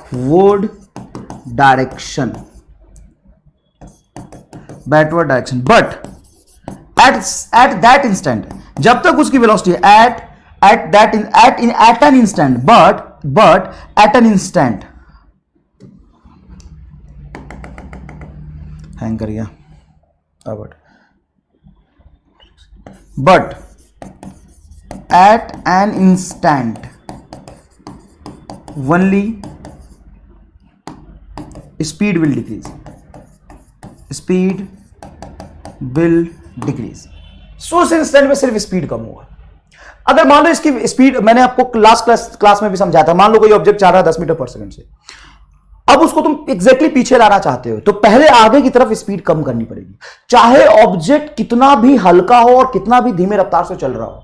अगर उसके डायरेक्शन ऑफ मोशन को चेंज करना चाहते हैं तो आपको पहले रोकना पड़ेगा। अगर मान लो v से चल रहा है तो पहले आगे की तरफ इस v को कम करते जाओ। मान लो v 10 है तो उसको करो 8 6 4 3 4 3 2 1 0 और फिर पीछे आएगा। तो किसी इंस्टेंट पे वन डी मोशन, एक लाइन पे अगर ऑब्जेक्ट चल रहा हो तो किसी इंस्टेंट पे आप डायरेक्शन चेंज नहीं कर सकते। मैं सिर्फ इतना कह रहा हूं कि मान लो इसकी वेलोसिटी अभी v है, तो कितना भी फोर्स लगा दो ये पीछे नहीं जाएगा। पहले इसकी वेलोसिटी कम होकर 0 होगी, फिर वो पीछे जाएगा। तो अगर किसी इंस्टेंट पे कुछ वेलोसिटी और तुमने पीछे की तरफ एक्सेलरेशन दिया तो सिर्फ स्पीड कम होगा। तो अगर velocity and acceleration opposite direction में होते हैं तो उसका डायरेक्शन चेंज नहीं होता, स्पीड कम होता है। और स्पीड कम होते होते ऑब्जेक्ट रुकता है, और ऑब्जेक्ट रुक गया तो मोशन खत्म, फिर पीछे की तरफ नया मोशन जनरेट होता है। उसके लिए आप इनिशियल वेलोसिटी जहां पे रुका है वो क्या हो जाएगा, 0, यू टर्न लेगा ऑब्जेक्ट, ऐसे जाएगा, कहीं रुक के पीछे आएगा, तो यहां पे वेलोसिटी 0 हो गई, तो मोशन तो खत्म ही हो गया, दूसरा मोशन पीछे की तरफ शुरू हुआ। ये कहानी होगा। समझ में आया कि नहीं आया? ठीक है सर। अब सुनो यहां पे, इधर वेलोसिटी है और इसके एग्जैक्टली परपेंडिकुलर डायरेक्शन में मैंने एक्सेलरेशन किया, परपेंडिकुलर 90 डिग्री एंगल है between, angle between velocity and acceleration is 90 degree, angle between velocity and acceleration is 90 degree. आपको पता है 1D मोशन आपको ज्यादा टफ लगता है या 2D? सोच के बताइए। तो जिस तरीके से मैं आपको पढ़ाऊंगा 1D मोशन के सवाल सॉल्व करने में थोड़ी दिक्कत आ भी सकती है, लेकिन 2D में नहीं आएंगे। या ऐसा नहीं कहना चाहिए मुझे, मेरे कहने का मतलब है 2D ज्यादा आसान है 1D से। सर कैसे? 2D में मोशन कुछ देखना ही नहीं होता। असल में 2D motion is nothing but a 1D motion of x axis plus 1D motion of y axis and both are independent to each other. दोनों एक दूसरे से इंडिपेंडेंट होते हैं। x एक्सिस का मोशन y पे डिपेंड नहीं करता, y का मोशन x पे डिपेंड नहीं करता। जिस तरीके से डबल डिफरेंशिएशन नहीं होता उस तरीके से 2D मोशन होता ही नहीं। सर क्या कह रहे हो, हमने 2D मोशन पढ़ा है, तुमने मैं अप्रोच सिखाऊंगा, असल में मैं तुम्हें दिखा दूंगा 2D मोशन जैसा कोई मोशन ही नहीं होता है। 2D motion is nothing but a combination of 1D plus 1D, always a combination of 1D plus 1D, and this 1D does not depends upon this 1D, and this 1D does not depends upon this 1D. अरे इधर वाला जो velocity होगा इसी तरफ के acceleration की वजह से चेंज होगा, और इधर की जो वेलोसिटी होगा उसके वो इस एक्सेलरेशन की वजह से चेंज होगा। इसके एक्सेलरेशन से ना इसकी वेलोसिटी को कोई फर्क नहीं पड़ता, इसके वेलोसिटी को ना इसके एक्सेलरेशन से कोई फर्क नहीं पड़ता, सीधा वहां पे अपना अपना होता है। अबे भाई तू अपना देख, ये कहता अबे भाई मैं अपना देख लूंगा, तू अपना देख। अलग अलग। मेरे कहने का मतलब ये है, अगर किसी भी इंस्टेंट पे, इस इंस्टेंट पे वेलोसिटी x में और एक्सेलरेशन y में, तो इस एक्सेलरेशन की वजह से इस पे इंस्टेंटेनियसली कोई फर्क नहीं पड़ेगा। ये मैं ऐसा कहता हूं कि इसके वेलोसिटी पे कोई फर्क नहीं पड़ेगा। तो सर ये एक्सेलरेशन क्या करेगा? ये एक्सेलरेशन अपनी तरफ, ये एक्सेलरेशन इधर है मतलब फोर्स इधर है, इस फोर्स की वजह से बॉल में नीचे की तरफ थोड़ा मोशन डेवलप होगा, मतलब डायरेक्शन चेंज होगा। तो जब भी एक्सेलरेशन एकदम वेलोसिटी से परपेंडिकुलर होता है तो this acceleration will change direction of motion.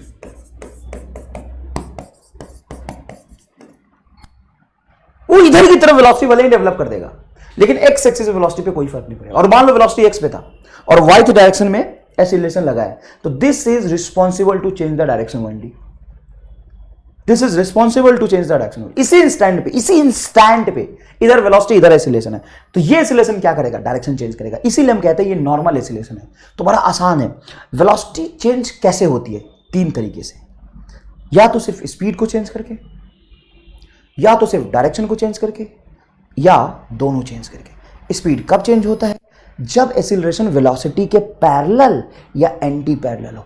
जब वेलोसिटी और एक्सीलरेशन पैरेलल होगा तो स्पीड बढ़ेगा, जब वेलोसिटी और एक्सीलरेशन एंटी पैरेलल होगा तो स्पीड घटेगा, और जब एक्सीलरेशन एग्जैक्टली परपेंडिकुलर होगा जिस इंस्टेंट उस समय डायरेक्शन चेंज होगा, स्पीड चेंज ही नहीं होगा। इसीलिए तुम याद करो सर्कुलर मोशन में क्या होता है, अगर ऑब्जेक्ट कांस्टेंट स्पीड से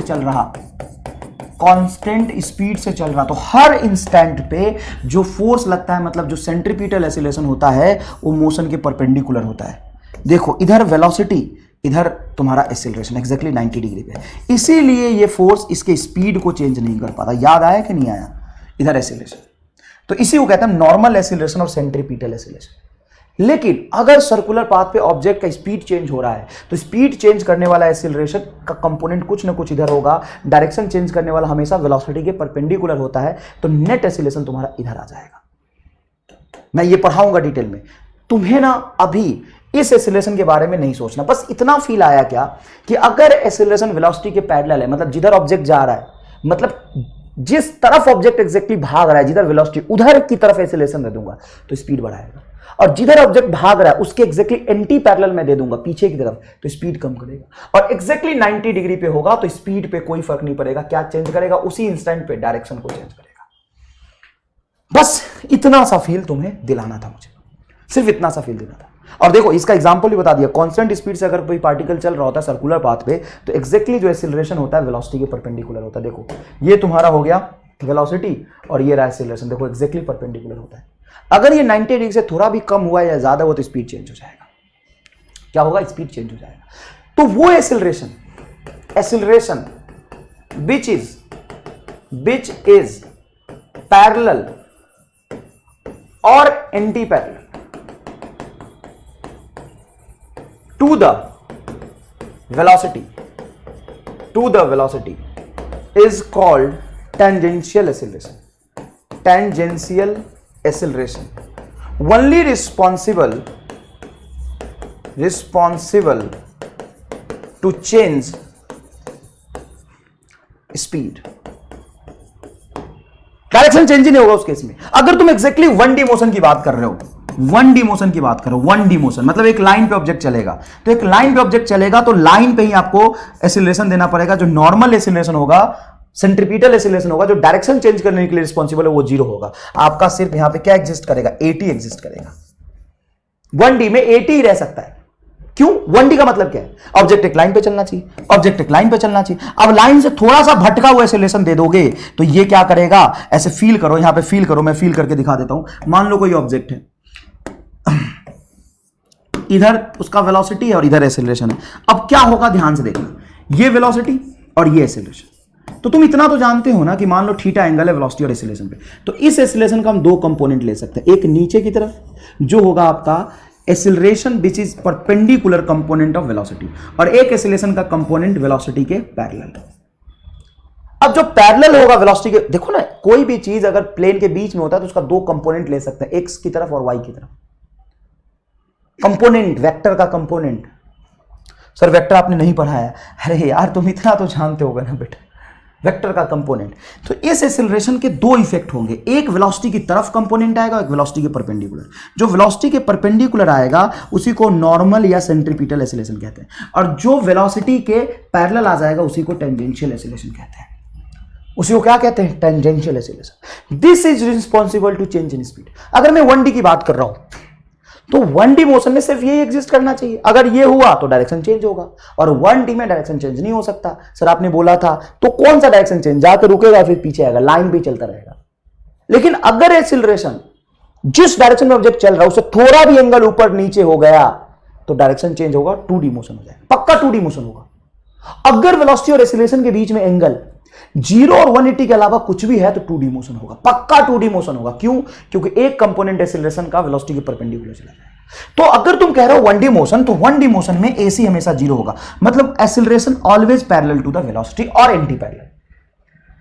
ठीक है, पैरेलल और एंटी पैरेलल। इसलिए हम कह देते हैं कि acceleration which is parallel to the parallel or anti-parallel to the velocity is called tangential acceleration, is called tangential acceleration, only responsible to change in speed, only responsible to change in speed।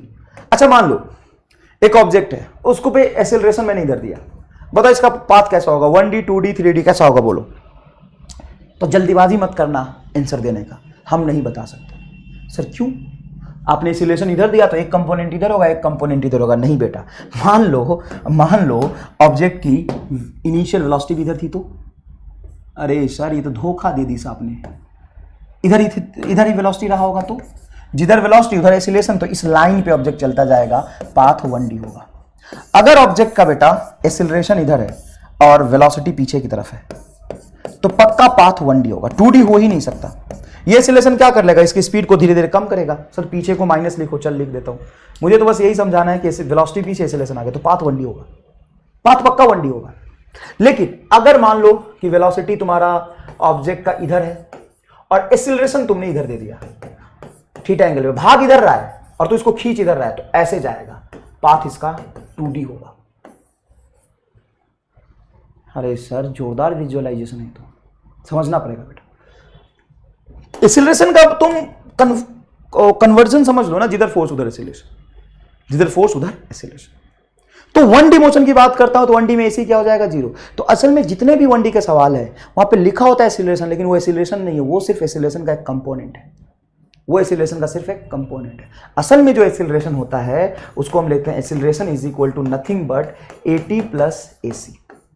AT is rate of change in speed, rate of change in speed. Speed में change होने की वजह से जो acceleration develop होता है उसको कहते हैं rate of change in speed, that is called tangential acceleration.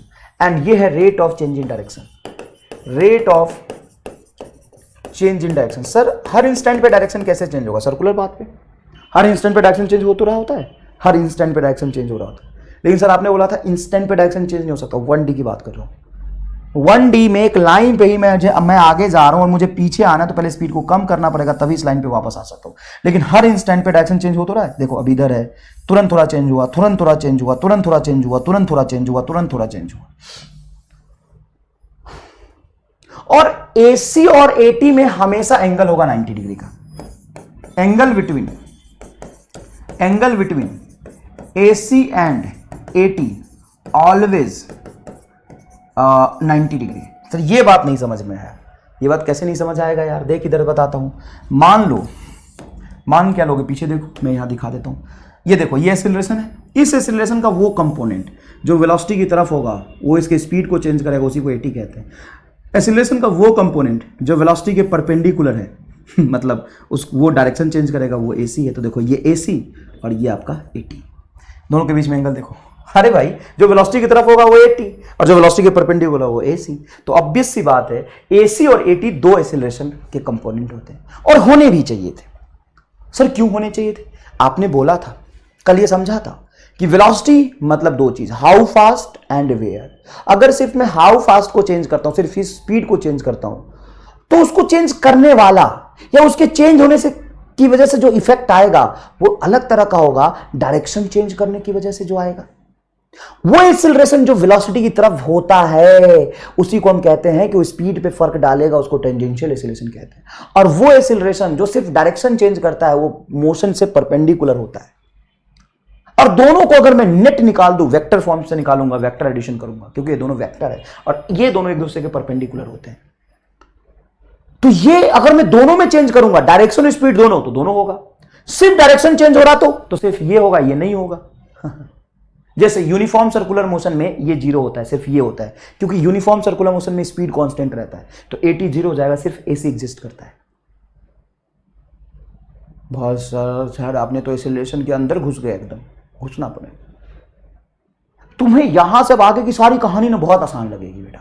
यहीं पे टीचर सिर्फ एक्सीलरेशन को कहता है rate of change in velocity is called acceleration, बात खत्म। ऐसे खत्म नहीं होता, ऐसे खत्म नहीं होता, फील लेना पड़ेगा। अच्छा मैं तुमसे पूछ दूं rate of change in speed क्या होता है, क्या तुम जानते थे? ईमानदारी से बताना, what is rate of change in speed? लोग कह देते हैं एक्सीलरेशन का मैग्नीट्यूड, गलत बोलते हैं, गलत बोलते हैं। Rate of change in speed acceleration का मैग्नीट्यूड नहीं होता, क्योंकि एक्सीलरेशन क्या होता है? Rate of change in velocity.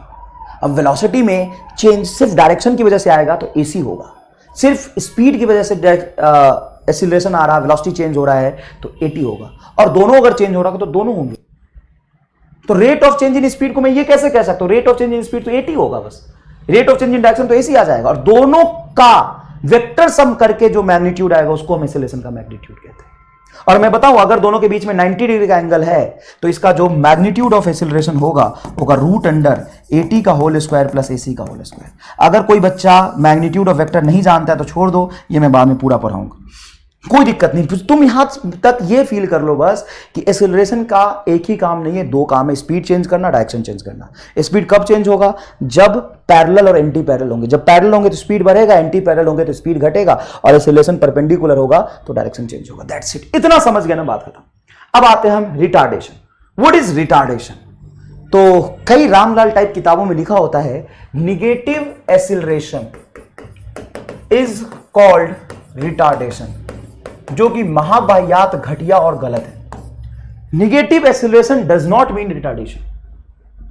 Negative acceleration does not mean retardation. मैं लिख देता हूं रिटार्डेशन का डेफिनेशन। रिटार्डेशन मैं यहीं पे लिख देता हूं, negative acceleration does not mean retardation. Negative acceleration does not mean retardation. Sir how? चलो देखिए यहां बताते हैं। देखो पॉजिटिव और निगेटिव एक्सेलरेशन का मतलब क्या है? डायरेक्शन से। तो आगे की डायरेक्शन को मैं पॉजिटिव बोलता हूं, यहां पे डायरेक्शन सेंस लिख लेता हूं। आगे की डायरेक्शन को पॉजिटिव बोलता हूं और पीछे की डायरेक्शन को मैं क्या बोल देता हूं? निगेटिव। पीछे की डायरेक्शन को क्या बोल देता हूं? निगेटिव। अब यहां पे समझना, आगे जा रहा ऑब्जेक्ट तो उसकी वेलोसिटी को क्या बोलूंगा? पॉजिटिव। आगे जा रहा तो वेलोसिटी पॉजिटिव, पीछे जा रहा तो वेलोसिटी निगेटिव, पीछे जा रहा तो वेलोसिटी निगेटिव। अब मान लो ऑब्जेक्ट आगे जा रहा और मैं आगे ही उस पर धक्का मार रहा हूं, एक्सीलरेशन आगे हो रहा, तो क्या होगा? तो सर स्पीड बढ़ेगा, बात खत्म। अच्छा मान लो ऑब्जेक्ट आगे जा रहा उस पर पीछे धक्का मारूंगा तो क्या होगा? सर स्पीड घटेगा। मान लो ऑब्जेक्ट पीछे जा रहा, मैं आगे एक्सीलरेशन दे रहा और इस पे आगे एक्सीलरेशन दे रहा, एक्सीलरेशन लिख देता हूं। आगे दे रहा तो प्लस है, आगे दे रहा तो प्लस है, यह आएगा माइनस है। ओहो गलत कर दिया, गलत कर दिया, गलत गलत गलत गलत गलत गलत गलत। हाँ मुझे इधर देना है, ठीक है। चल अब ये 4 केस बनाए मैंने, अब अच्छे से फील करो, मजा आ जाएगा एकदम। और बेटा पूरे काइनेमेटिक्स की बात है। आपको, आप बहुत सारे बच्चों को लग सकता है सर समय ज्यादा ले रहे हो।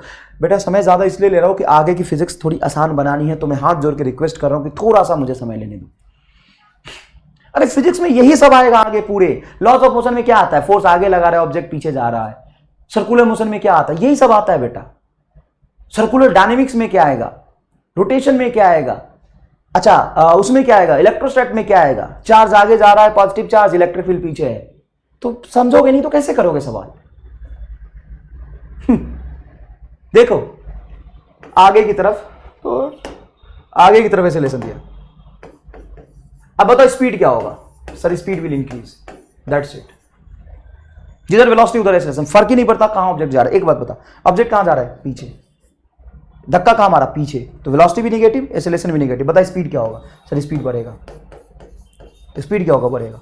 और स्पीड बढ़ने को रिटार्डेशन नहीं कहते हैं। रिटार्डेशन का मतलब होता है to slow down. Retardation means nothing but to slow down. Slow down मतलब स्पीड कम होना चाहिए। Retardation means to slow down, retardation मतलब स्पीड कम होना, स्पीड डिक्रीज होना। यहां भी स्पीड डिक्रीज हो रहा है क्या? नहीं। पीछे एक्सेलरेशन क्यों बोला? क्योंकि धक्का पीछे मारा है और वेलोसिटी भी पीछे। भागने की डायरेक्शन को हम कहते हैं वेलोसिटी, और जिधर धक्का मारते हैं, जिधर वेलोसिटी चेंज होती है, उधर कहते हैं एक्सीलरेशन। तो मैं पीछे की तरफ धक्का मार रहा, ऑब्जेक्ट पीछे जा रहा, तो स्पीड क्या होगा? बढ़ेगा। इसमें स्पीड क्या होगा? बढ़ेगा। तो देखो निगेटिव एक्सेलरेशन स्पीड बढ़ा दिया, तो निगेटिव एक्सेलरेशन रिटार्डेशन तो होगा ही नहीं। अब चलो ऑब्जेक्ट आगे जा रहा, एक्सेलरेशन मैंने निगेटिव दिया। बताओ एक्सेलरेशन मैंने निगेटिव दिया, निगेटिव एक्सेलरेशन, पीछे की तरफ एक्सेलरेशन दिया, तो क्या होगा? सर स्पीड कम होगा। तो देखो सर निगेटिव एक्सेलरेशन ने स्पीड कम किया, अभी देख, अभी मजे आएंगे। अब बता ऑब्जेक्ट आगे जा रहा, सॉरी ऑब्जेक्ट पीछे जा रहा, धक्का आगे मारा, तो स्पीड क्या होगा? कम होगा। दोनों केस में स्पीड कम होगा। इसी दोनों केस को हम एक्सेलरेशन बोलेंगे। तो सर सॉरी रिटार्डेशन बोलेंगे, आई एम सॉरी रिटार्डेशन बोलेंगे। तो सर रिटार्डेशन का डेफिनेशन क्या हुआ? Acceleration which is opposite to the velocity, opposite to the velocity is called retardation.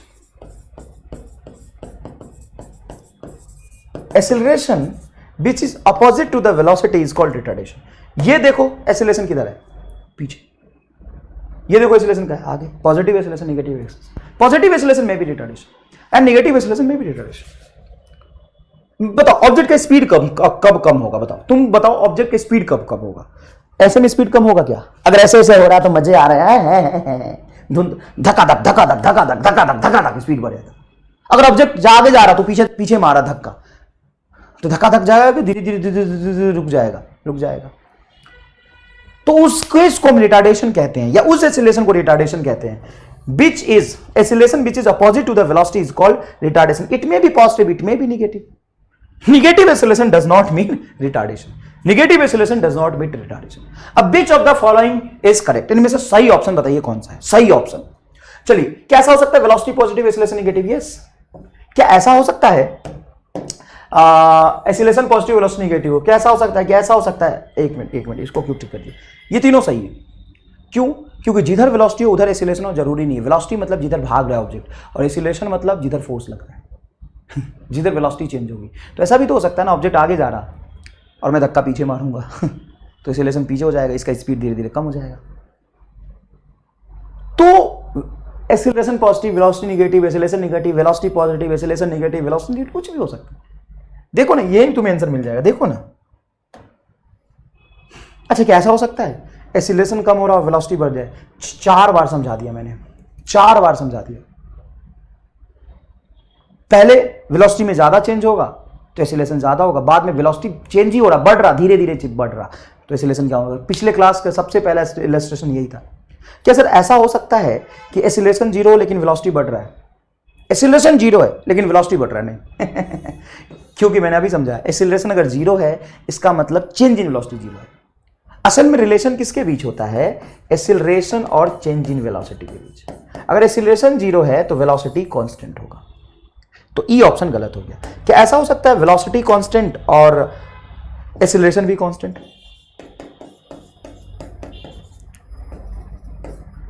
Velocity constant और acceleration constant. Velocity 5 metre per second और acceleration 5 metre per second. Acceleration constant है, non zero constant लिख देता हूं और बढ़िया होगा। Acceleration non zero constant, non zero मतलब कुछ पॉजिटिव या निगेटिव है, नॉन जीरो कांस्टेंट है। कैसा हो सकता है? कभी भी नहीं। अगर वेलोसिटी कांस्टेंट है तो एक्सीलरेशन 0 होना चाहिए, क्योंकि कांस्टेंट का डिफरेंशिएशन क्या हो जाता है? 0। अगर वेलोसिटी कांस्टेंट है तो एक्सीलरेशन क्या होना चाहिए? 0। चलो इधर बताओ, वेलोसिटी कांस्टेंट और a not equal to 0। Velocity constant but a not equal to 0। हाँ, नॉट इक्वल टू 0 मतलब कुछ एक्सीलरेशन है लेकिन वेलोसिटी कांस्टेंट है। कैसा हो सकता? नहीं, गलत है। क्यों गलत है? अगर वेलोसिटी कांस्टेंट है तो ये नॉट इक्वल टू 0 बोला है, मतलब बोला एक्सीलरेशन कुछ है लेकिन वेलोसिटी कांस्टेंट। अगर एक्सीलरेशन कुछ होगा तो वेलोसिटी चेंज होगा। कैसा हो सकता है? वेलोसिटी बढ़ रहा है बट एक्सीलरेशन 0 नहीं, ऐसा नहीं हो सकता। अगर वेलोसिटी बढ़ रहा है तो जितना बढ़ेगा वेलोसिटी, मतलब जितना देखो वेलोसिटी बढ़ रहा है मतलब चेंज हो रहा है, चेंज हो रहा तो एक्सीलरेशन होगा। ये कह रहा है एक्सीलरेशन 0 है तो ये क्या हो जाएगा? गलत। किसी में भी डाउट हो तो आप खुले मन से पूछ सकते हैं, कोई प्रॉब्लम नहीं है। अच्छा, मैंने यहां पे 3 चीजें लिखी हैं, अब आप देख के बताइए इनमें से आपको कौन सा दोनों सेम लग रहा है या तीनों अलग लग रहा है। देख के आराम से फील करके बताइए। ए बी सी नाम दे देता हूं इसको, this is nothing but A B और सी। आप स्क्रीन पॉज करके थोड़ा सोचिए और बताइए कि ए बी सी में से कौन सा सेम है कौन सा डिफरेंट है। ए बी सी कौन सा सेम है कौन सा डिफरेंट है?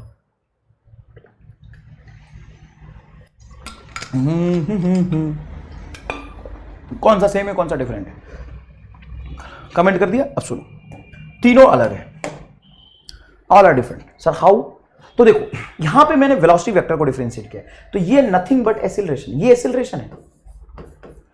द रेट, देखो डी बाई डी टी का मतलब क्या होता है? The rate of change in, differentiation पढ़ा है ना?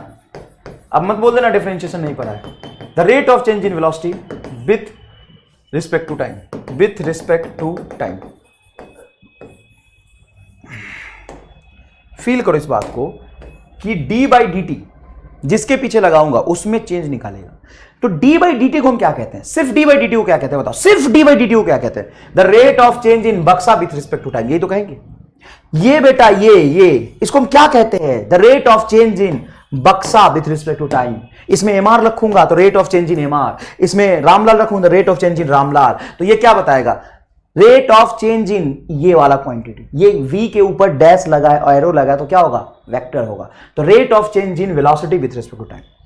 और अगर मैं इस वेलोसिटी में मॉड लगा दिया, मतलब इसके डायरेक्शन से मुझे कोई मतलब नहीं, ये मैंने फील कराया था, तो फिर ये क्या होगा? जब कहीं ऐसा लिखो इसका क्या मतलब है? इसका मतलब है the rate of change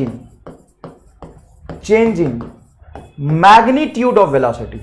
mod को क्या कहते हैं? मैग्नीट्यूड ऑफ वेलोसिटी, मतलब वेलोसिटी के सिर्फ मैग्नीट्यूड, मतलब हाउ फास्ट, डायरेक्शन से मतलब नहीं, मतलब speed with respect to time, तो sir rate of change in speed मतलब ये टेंजेंशियल एक्सीलरेशन की बात कर रहा है। यस ऑफ कोर्स, ये टेंजेंशियल एक्सीलरेशन की बात कर रहा है। सिर्फ स्पीड में मैं चेंज देख रहा हूं, डायरेक्शन की बात ही नहीं है। क्यों? क्योंकि डिफरेंशिएशन के अंदर मैंने सिर्फ स्पीड रखा है, ये डिफरेंशिएशन के अंदर मैंने पूरा वेलोसिटी वेक्टर रखा है। क्या रखा है? वेलोसिटी वेक्टर रखा है। अच्छा ये क्या है सर?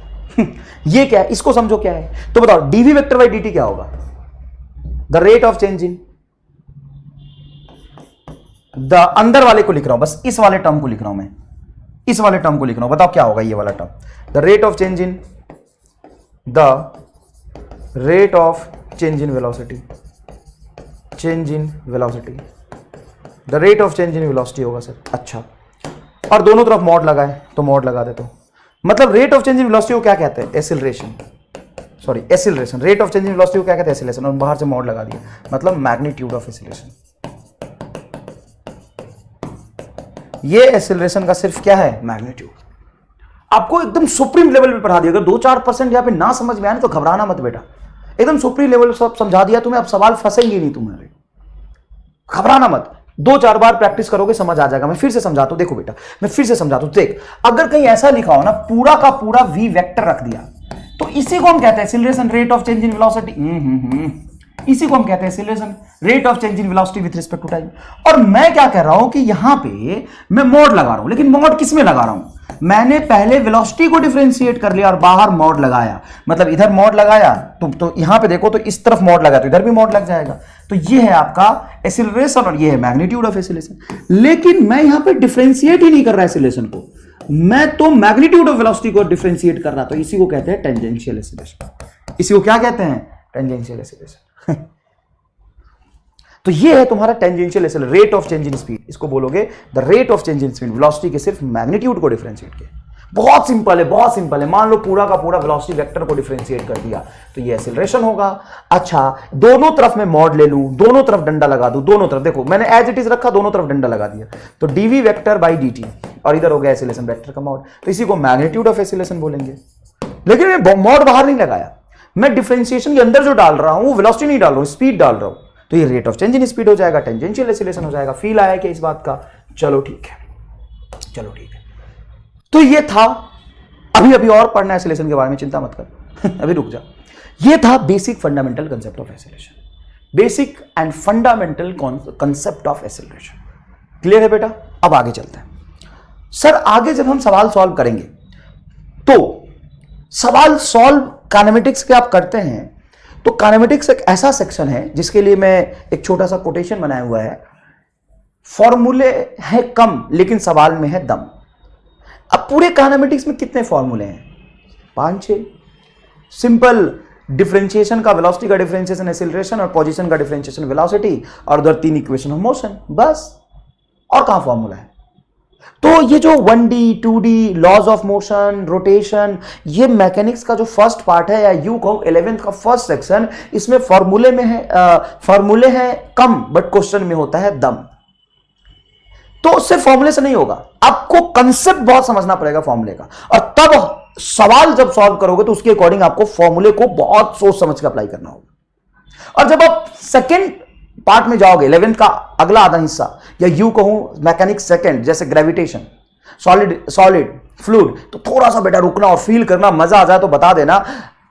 बात बताओ, ग्रेविटेशन में कितने फॉर्मूले हैं? 25। बताऊं कौन सा? ग्रेविटेशन फोर्स का फॉर्मूला, वेरिएशन ऑफ जी का फॉर्मूला, केप्लर्स का 3 लॉ, पोटेंशियल का फॉर्मूला, पोटेंशियल एनर्जी का फॉर्मूला, एस्केप वेलोसिटी का फॉर्मूला, ऑर्बिटल वेलोसिटी का फॉर्मूला, पोटेंशियल एनर्जी का फॉर्मूला, काइनेटिक एनर्जी का फॉर्मूला। 20-25 हो जाते हैं इसके टाइप अलग अलग चीजों के लिए। रेन का पोटेंशियल, स्फीयर का पोटेंशियल, स्फीयर का पोटेंशियल एनर्जी। चैप्टर कितने क्लास में होगा? 3 या 4। सॉलिड में 15 फॉर्मूला है, फ्लूइड में खूब फॉर्मूला है, थर्मोडायनेमिक्स में फॉर्मूला अलग अलग प्रोसेस का फॉर्मूला। तो सर क्या कहना चाहता हूं? मैं कहना चाहता हूं, देखो ये सेक्शन समझने वाला है, आराम से धीरे धीरे फील लेके समझो, क्वेश्चन सॉल्व हो जाएंगे कंसेप्ट समझ के। और आगे क्या होगा? सीधा फॉर्मूला रटो, सवाल सॉल्व। मैकेनिक्स 1 समझने वाली चीज है, फॉर्मूले है कम लेकिन सवाल में होता है दम, और आगे फॉर्मूले है खूब, सवाल में कोई दम नहीं है। डायरेक्ट फॉर्मूला लगाओ, आंसर आएगा। डायरेक्ट फॉर्मूला बेस्ड क्वेश्चन पूछे जाते हैं, ग्रेविटेशन से लेके एसएचएम तक, हाँ एसएचएम तक, वेव तक। और यहां पे डायरेक्ट फॉर्मूले से क्वेश्चन नहीं बनते, ठीक है? तो सबसे पहला सवाल, काइनेमेटिक्स का जो सवाल होगा वो सॉल्व हम कैसे करेंगे, और सॉल्यूशन का प्रोसीजर क्या होगा, ये कैसे डिसाइड होगा। तो अपने हाथों पे लिख ले, दीवार पे लिख दे और चिपका दे लिख के। सवाल पढ़ के तुम्हें यह नहीं देखना कि क्या पूछ रहा या क्या दिया हुआ है, सवाल में सिर्फ ढूंढना है कि एक्सीलरेशन कहां है, और एक्सीलरेशन का नेचर ही डिसाइड करता है कि सवाल को सॉल्व कैसे करना है। मैंने यहां पे कहीं बनाया है, एक्सीलरेशन का नेचर ही डिसाइड करता है कि सवाल को सॉल्व कैसे करना है। इसको पहले मैं शिफ्ट कर देता हूं। तुमको सवाल पढ़ते हुए यह नहीं देखना कि पूछा क्या, सवाल पढ़ते समय यह नहीं देखना दिया हुआ क्या है, सवाल पूरा पढ़ के तुम्हें यह डिसाइड करना है कि एक्सीलरेशन कैसा है। क्या बात करो सर? हाँ, एक्सीलरेशन का नेचर ही डिसाइड करेगा कि सवाल कैसे सॉल्व करना है। अब तीन तरह के काइनेमेटिक्स में सवाल हो सकते हैं, देखना एकदम ही गर्दा विजुअलाइजेशन, ऐसा तुमने कहीं नहीं देखा होगा, न पढ़ा होगा, न सुना होगा, ये मैंने अपने एक्सपीरियंस से बता रहा हूं। मैं पहले 10,000 सवाल सॉल्व किया हूं अभी अपने 6 साल के कैरियर में, 8 साल के कैरियर में, और तब जाके मैंने कंक्लूजन निकाला, वो मैं तुम्हें दे रहा हूं। ये ना तो कहीं किताबों में लिखा हुआ है, ना ही कहीं कोई पढ़ाता है ये चीज। सर क्या क्या निकला आपको, क्या निकला कंक्लूजन, क्या है एमआर स्टार आपका? सुनो, इसको मेमा स्टार का नाम देते हैं। क्यों देते हैं? क्योंकि अपने मेहनत से निकाला है मैंने ये। अब मैं जो थ्योरी बता रहा हूं उसको सुनना। काइनेमेटिक्स का सवाल पढ़ के आप क्या डिसाइड करेंगे? सर ये डिसाइड करेंगे कि एक्सीलरेशन कांस्टेंट है या वेरिएबल। अगर एक्सीलरेशन जीरो है ही नहीं, एक्सीलरेशन ही जीरो है, मतलब एक्सीलरेशन जीरो है तो वेलोसिटी कांस्टेंट होगी। हाँ, वेलोसिटी अगर कांस्टेंट होगी उसी को कहते हैं यूनिफॉर्म मोशन। देखो, वेलोसिटी मतलब मोशन, अगर वेलोसिटी कांस्टेंट है, वेलोसिटी यूनिफॉर्म है, मतलब मोशन यूनिफॉर्म है, यूनिफॉर्म मोशन। याद रखना, वेलोसिटी कांस्टेंट को ही हम यूनिफॉर्म मोशन कहते हैं। तो सर एक्सीलरेशन तो जीरो हो गया तो बचेगा क्या? सिंपल फॉर्मूला बचेगा, displacement is equal to velocity into time. यही फॉर्मूला बचेगा तुम्हें लगाने के लिए, और कुछ बचा ही नहीं, एक ही फॉर्मूला बचेगा। अगर एक्सीलरेशन कांस्टेंट है तो इसके लिए 3 set of equation of motion मैं ड्राइव करके देखूंगा। इक्वेशन ऑफ मोशन, और equation of motion only valid for the constant acceleration. Equation of motion जो आपका होता है v vector is equal to u vector plus ad, सब पढ़ाऊंगा मैं, ड्राइव भी करा दूंगा, चिंता मत करना। तुम्हें कई बच्चों को मैं देखता हूं इतने जल्दी में होता है, भाई तुम्हें कल ही अगले साल है क्या, अगले महीने है क्या नीट का पेपर, कि 2 महीने बाद नीट का पेपर है? तेरा सिलेक्शन कभी नहीं होगा अगर तू जल्दीबाजी मचाएगा तो। थोड़ा सीखने में, पढ़ने में समय लगता है बेटा। ऐसा नहीं है कि देखो ये पूरा एक प्रोसेस है, 11th 12 2 साल का सिलेबस होता है, तो भाई साहब तू 2 ही महीने में सीखने की कोशिश क्यों कर रहा है? थोड़ा समय देना बेटा, थोड़ा समय दे। और मैं डिटेल में जितना काइनेमेटिक्स पढ़ाता हूं उतना ही मॉडर्न ही पढ़ाऊंगा, उतना इलेक्ट्रोस्टैट पढ़ाता हूं, उतना ही डिटेल में मैं थर्मोडायनेमिक्स पढ़ाता हूं, और उतना ही डिटेल में मैं इलेक्ट्रॉनिक्स भी पढ़ाता हूं। और समय देना पड़ता है यार चीजों में। तो देख, 3 तरह का मेनली एक्सीलरेशन हो सकता है न्यूमेरिकल बेसिस, न्यूमेरिकल वैल्यू के बेसिस पे। या तो जीरो एक्सीलरेशन है तो यूनिफॉर्म मोशन होगा, और अगर एक्सीलरेशन कांस्टेंट है तो पक्की बात है एक्सीलरेशन कुछ है तो वेलोसिटी क्या होगा? वेरिएबल। और वेलोसिटी अगर वेरिएबल है, मतलब लीनियर वेरिएबल है, एक्सीलरेशन बचेगा नहीं। अभी रुक जा, एक्सीलरेशन अगर कांस्टेंट तुम्हें फाइंड कर लिया, अब कैसे होगा कांस्टेंट एक्सीलरेशन, कैसे फाइंड आउट करना है वो स्पीड ऑफ लाइट से मैं सिखा दूंगा फाइंड आउट करना। ये सवाल मैंने यहां पे लिखे, कितने सवाल है गिन के बता। क्या तू बताएगा? बता कितने सवाल है? 20 गिन ले। 20 सवाल मैंने लिखे, और एक ही बोर्ड पे मैंने 20 सवाल लिखा है, और ये पूरे के पूरे सवाल मैं तुम्हें 5 सेकंड में सॉल्व कर दूंगा। है 5 सेकंड में। क्या फाइंड आउट करना है सर? ऐसा क्या फाइंड आउट करना है कि 5 सेकंड में करा दोगे? देख सवाल पढ़ ले। इन बीच केस एक्सीलरेशन इज कांस्टेंट, किस केस में, मतलब कौन से फॉर्मूले में एक्सीलरेशन कांस्टेंट है ये देखना है। 20 सवाल है और मैं 5 सेकंड क्या 2 सेकंड में सारे सवाल सॉल्व, 2 सेकंड में। काबा फिजिक्स में काबा, आओ इधर। 2 सेकंड में सारे सवाल सॉल्व, चिंता मत कर, आग बना दूंगा आग। काइनेमेटिक्स के सवाल ऐसे सॉल्व होंगे ना कि तू सवाल पढ़ेगा आंसर आएगा, चिंता मत कर। देख, अगर एक्सीलरेशन जीरो है तो यूनिफॉर्म मोशन, एस बराबर वीटी, बस, और कोई दूसरा ऑप्शन नहीं है। अगर एक्सीलरेशन कांस्टेंट है तो इक्वेशन ऑफ मोशन, और अगर एक्सीलरेशन क्या हो गया? वेरिएबल। वेरिएबल मतलब उसका मैग्नीट्यूड चेंज हो रहा है टाइम और पोजीशन के साथ, तो हम यूज करेंगे डिफरेंशिएशन और इंटीग्रेशन। ऐसा नहीं कि डिफरेंशिएशन और इंटीग्रेशन मतलब यही बेटा a बराबर dv बाई dt, ये होता हमेशा वैलिड है, लेकिन कांस्टेंट एक्सीलरेशन के केस में set of equation of motion हमें दे दिया जाता है, उसी को यूज करके सवाल को सॉल्व करना होता है। लेकिन अगर वेरिएबल एक्सीलरेशन है तो इक्वेशन ऑफ मोशन वैलिड नहीं होगा। Equation of motion is not valid, equation of motion is not valid, it is only valid for the in a case of constant acceleration. तो सर अगर variable acceleration होगा, या जो हम acceleration से velocity, velocity से पोजीशन, या position से एक्सीलरेशन निकालते हो, कैसे निकालेंगे? तो एक जोरदार एमआर स्टार और तुम्हारे सामने। एकदम एक जोरदार माइंड मैप जो मैंने बनाया, ध्यान से देखना, मजा आ जाएगा, भूलेगा कुछ नहीं। देखना, अगर तुम्हें बेटा पोजीशन पता है और तुम्हें वेलोसिटी निकालना है, क्या पता है? पोजीशन पता है और वेलोसिटी निकालना है, तो rate of change in position with respect to time, position से वेलोसिटी तक जाने के लिए आप करते हो पोजीशन का डिफरेंशिएशन। मतलब सबसे पहले आपने क्या पढ़ा था, याद करके बताइए, सबसे पहले आपने क्या पढ़ा था? पोजीशन। उसको एक बार आप डिफरेंशिएट कर दोगे तो आपको क्या मिल जाएगा? वेलोसिटी। Simple, instantaneous velocity. क्या मिल जाएगा? Instantaneous velocity. और डिफरेंशिएशन का ही ग्राफिकल मीनिंग होता है स्लोप ऑफ द ग्राफ। तो पोजीशन टाइम ग्राफ का जो स्लोप होगा वो किसको बताएगा? वेलोसिटी को बताएगा। सर ठीक है, लेकिन ये तो इंस्टेंटेनियस वेलोसिटी होगा। सर एवरेज वेलोसिटी पूछे तो average velocity is nothing but final position minus initial position, मतलब टोटल डिस्प्लेसमेंट। टोटल डिस्प्लेसमेंट ये होता है final minus initial position divided by total time taken, ये हो जाएगा एवरेज वेलोसिटी। ठीक है, ठीक है सर। अगर वेलोसिटी आपको पता हो और एक्सीलरेशन निकालना हो तो एक्सीलरेशन इज इक्वल टू होता है rate of change in velocity with respect to time. Velocity को टाइम के साथ डिफरेंशिएट कर दोगे तो एक्सीलरेशन होगा। लेकिन मान लो वेलोसिटी इज इक्वल टू लिखा है 2x², इसमें कहीं टाइम है ही नहीं, तो फिर हम क्या करेंगे? अगर वेलोसिटी इज इक्वल टू लिखा है 2t² तो उसको टाइम के साथ डिफरेंशिएट कर सकते हो, लेकिन x को टाइम के साथ कैसे डिफरेंशिएट करोगे? तो हम क्या करेंगे? तो एक और फॉर्मूला आपको v इंटू dv/dx। अगर वेलोसिटी x के फंक्शन में दिया हुआ है तो उसको x के साथ डिफरेंशिएट कर लो और फिर v से ही मल्टीप्लाई कर दो जो दिया हुआ था। ओरिजिनल जो v था उसको डिफरेंशिएट कर लो और ओरिजिनल v के साथ v इंटू dv/dx कर दो, क्या आ जाएगा? एक्सीलरेशन आ जाएगा। ये है इंस्टेंटेनियस एक्सीलरेशन। इंस्टेंटेनियस के लिए हमेशा आप क्या करते हैं? डिफरेंशिएशन करते हैं। एवरेज एक्सीलरेशन निकालने के लिए क्या करेंगे? तो final velocity minus initial velocity divided by total time taken, ये आ जाएगा एवरेज एक्सीलरेशन। अच्छा, तो पोजीशन को डिफरेंशिएट किया वेलोसिटी, वेलोसिटी को डिफरेंशिएट किया एक्सीलरेशन, और एक्सीलरेशन को डिफरेंशिएट करेंगे तो क्या मिलेगा? क्या बच्चे कहते हैं सर हमको और करना है सर, करना है सर, तो तुम गिर जाओगे सीधा नाली में। इधर क्या है आगे पता है? आगे क्या है पता है? आगे एक बना लेना नाली। आगे क्या है? नाली। एक बच्चा कहता है एमा स्टार थाली में, सारे हेटर्स नाली में। तो यही है, जो ज्यादा समझदार बनते हैं ना, पोजीशन को डिफरेंशिएट वेलोसिटी, वेलोसिटी को डिफरेंशिएट एक्सीलरेशन, सर एक्सीलरेशन को भी हम डिफरेंशिएट करेंगे तो सीधा नाली में जाके गिरेगा। मतलब जब आप एक्सीलरेशन पे पहुंच जाते हो या सवाल में कहीं एक्सीलरेशन दिया हुआ है तो वहां पे आ जाता है इंटीग्रेशन और कहता है बाबा यहां पे अब हमारी जरूरत है, डिफरेंशिएशन तुम्हारी नहीं, क्योंकि गलती से भी एक्सीलरेशन को डिफरेंशिएट करोगे तो नाली में गिरोगे। पोजीशन का डिफरेंशिएशन वेलोसिटी, वेलोसिटी का डिफरेंशिएशन एक्सीलरेशन, और जैसे एक्सीलरेशन पे आप पहुंचते हो पिक्चर में आता है इंटीग्रेशन और कहता है डिफरेंशिएशन बेटा अब तुम्हारी जरूरत नहीं है यहां पे, अब हमारी जरूरत है।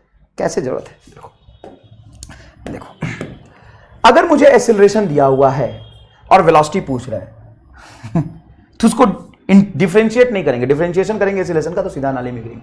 तो क्या करेंगे सर? तो देखो बेटा तुमको एक्सीलरेशन दिया हो तो ए को हम क्या लिख सकते हैं? देखो ए को क्या लिख सकते हैं? dv/dt। ए को लिख सकते हैं ना dv/dt,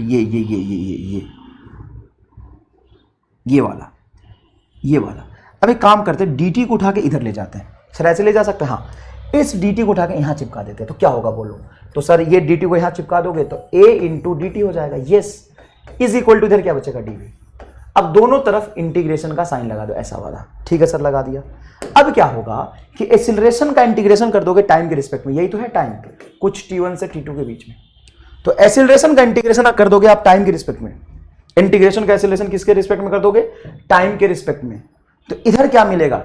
ये बेटा dv का इंटीग्रेशन कुछ u से लेकर के v तक, चेंज इन वेलोसिटी।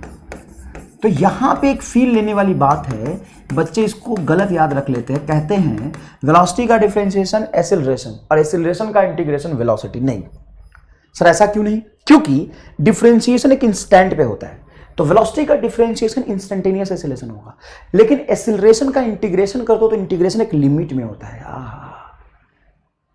कितना जोरदार रिलेट किया है, समझना बेटा, मजा आ जाएगा, तुम्हें एकदम मोक्ष की प्राप्ति हो जाएगी यहां पे सुन के। डिफरेंशिएट जब करेंगे तो किसी इंस्टेंट पे करेंगे और इंटीग्रेट तो इंटरवल में करते हैं, तो इंटरवल में दो वेलोसिटी मिलेगी ना, तो ये होता है हमेशा dv का इंटीग्रेशन हो जाएगा v upper limit v lower limit u, तो v माइनस u। तो एक्सीलरेशन का इंटीग्रेशन करोगे तो चेंज इन वेलोसिटी मिलेगा। और सर अगर वेलोसिटी का इंटीग्रेशन कर दिया तो देखो यहाँ पे dt को यहाँ चिपका दो, तो जैसे dt को यहाँ चिपकाओगे तो इधर बचेगा dx, इधर बचेगा v इंटू dt। तो देखो v इंटू dt का इंटीग्रेशन क्या बनेगा बोलो, dx का इंटीग्रेशन। अब जब टाइम को कुछ रखोगे, देखो ना टाइम का ही तो इंटीग्रेशन है, देखो v को इंटीग्रेट करेगा टाइम, तो लिमिट होगा टाइम का t1 से t2 तक, तो initial position xi, final position si, तो ये हो जाएगा आपका change in position, change in position. और चेंज इन पोजीशन को हम क्या कह देते हैं, डिस्प्लेसमेंट। चेंज इन पोजीशन को हम क्या कह देते हैं, डिस्प्लेसमेंट। आप कहोगे सर एक बार और कर लेते हैं, सर एक बार और करोगे तो कहां गिरोगे, नाली में गिरोगे। तो सर पोजीशन का कभी इंटीग्रेशन नहीं हो सकता, नहीं हो सकता, पोजीशन का कभी भी इंटीग्रेशन नहीं होता। अगर आप पोजीशन को इंटीग्रेट करेंगे तो सीधा सीधा जाके कहां गिर जाएंगे, नाली में गिर जाएंगे। पोजीशन का इंटीग्रेशन क्या होगा, सीधा सा नाली में गिर जाएंगे। ओहो, एकदम ही जोरदार विजुअलाइजेशन। यहां पे आ जाएगा डिफरेंशिएशन, कहेगा अब हमारी जरूरत है आपकी नहीं, हमारी जरूरत है आपकी जरूरत नहीं है। फिर इंटीग्रेशन कहेगा ठीक है हम तो करेंगे, कर ले। तो आगे जाने के लिए इंटीग्रेशन, लेकिन आगे कहां तक जाओगे, अगर आगे ज्यादा दूर तक चले जाओगे तो नाली है, बच के रहना। तो पोजीशन का डिफरेंशिएशन वेलोसिटी, वेलोसिटी का डिफरेंशिएशन एक्सीलरेशन, एक्सीलरेशन का डिफरेंशिएशन नाली में। फिर एक्सीलरेशन का इंटीग्रेशन वेलोसिटी, वेलोसिटी का integration change in position. Acceleration का integration change in velocity, change in velocity का इंटीग्रेशन डिस्प्लेसमेंट। हाँ, इसको चेंज इन पोजीशन को डिस्प्लेसमेंट बोल सकते हैं। और पोजीशन का इंटीग्रेशन सीधा हम कहां गिर जाएंगे, नाली में गिर जाएंगे। तो इस तरीके के लिए अब इसको कब यूज करेंगे, जब इक्वेशन ऑफ मोशन वैलिड नहीं होगा, in a case of variable acceleration. ये कब यूज होगा, in a case of variable acceleration. समझ में आ गया। तो सर सवाल देख के कभी कभी हम कंफ्यूज हो जाएंगे, वेरिएबल एक्सीलरेशन है कि कांस्टेंट, हम कैसे पता करेंगे। चलिए दिखाते हैं आपको। मान लीजिए मैं कहीं फॉर्मूला लिखता हूं, इफ पोजीशन, सवाल लिखता हूं, इनफैक्ट सवाल लिखता हूं, if position x is equal to T square plus 5t plus 6 then find acceleration. अब सिर्फ एक्सीलरेशन लिखा है तो कौन से एक्सीलरेशन निकालोगे, इंस्टेंटेनियस, मैंने आपको बताया था ये, ठीक है बेटा। एक्सीलरेशन तो कैसे निकालेंगे, तो देखिए dx by dt rate of change in position with respect to time क्या होता है, वेलोसिटी। तो इसको एक बार डिफरेंशिएट करते हैं, T square plus 5t plus 6, तो डिफरेंशिएशन किसका करेंगे, T square plus 5t plus 6 का डिफरेंशिएशन करेंगे टाइम के रिस्पेक्ट में। तो ये वेलोसिटी वेक्टर आ जाएगा बेटा, टी स्क्वायर का डिफरेंशिएशन 2t प्लस 5t का डिफरेंशिएशन करेंगे 5 बाहर, t का डिफरेंशिएशन 1, ये आ जाएगा 1। गलती मत करना बेटा, यहाँ पे एडिशन रूल ऑफ डिफरेंशिएशन लगाना, टी स्क्वायर का हो जाएगा 2t और 5 बाहर dt कर ही देता हूं मैं, dt स्क्वायर बाई dt, दोबारा नहीं करूंगा, एक ही बार करूंगा, 5 बाहर dt बाई dt, और यहाँ पे सिर्फ अकेला कांस्टेंट है तो 6 बाहर dt। बच्चे यहाँ पे कहते हैं सर 6 का तो आपने 0 कर दिया, 5 का 0 क्यों नहीं किया, क्योंकि 5 के साथ एक वेरिएबल t मल्टीप्लाइड है तो 5 बाहर चला जाएगा। 5 को आप इग्नोर करोगे जैसे तुम्हें दुनिया में सबको इग्नोर करता है, लेकिन यहाँ पे इस अगर 6 को इग्नोर करोगे तो किसका डिफरेंशिएशन करोगे, 6 ही अकेला है तो करना पड़ेगा, तो ये हो जाएगा तुम्हारा 0। T square X to the power N का रूल लगाओगे तो T to the power N का रूल लगाओ, एन बाहर मतलब इसका पावर बाहर, टी का पावर 2 - 1 1 बचेगा, प्लस यहाँ पे 5, ये आ गया तुम्हारा वेलोसिटी। इसको एक बार और डिफरेंशिएट कर दो, तो यहाँ पे 2t है, 2 बाहर dt बाई dt बनेगा और 5 का डिफरेंशिएशन 0, dt बाई dt 1, तो एक्सीलरेशन क्या आ जाएगा, 2 आ जाएगा। अच्छा ठीक है सर, अब मैं एक सवाल और कराता हूं, if position is equal to T cube plus 2t square plus 6, इसका वेलोसिटी बताओ क्या होगा। तो वेलोसिटी का मतलब है rate of change in position with respect to time. ऊपर वाले का डिफरेंशिएशन करो, तो t के पावर 3 का डिफरेंशिएशन होगा 3, t का पावर 3 - 1, यही करते ना बेटा, पावर बाहर, पावर को 1 से सब्ट्रैक्ट कर देते हैं। यहां पे 2 कांस्टेंट है, बाहर रहेगा, और t स्क्वायर का हो जाएगा 2t1, 2 - 1 1, तो बेटा ये 3t square 3 - 1 2 plus 2 2 4t, differentiation का रूल लगा है बेटा, ये आ गया तुम्हारा वेलोसिटी। ठीक है, एक बार और डिफरेंशिएट कर देंगे वेलोसिटी को, तो ये आ जाएगा एक्सेलरेशन।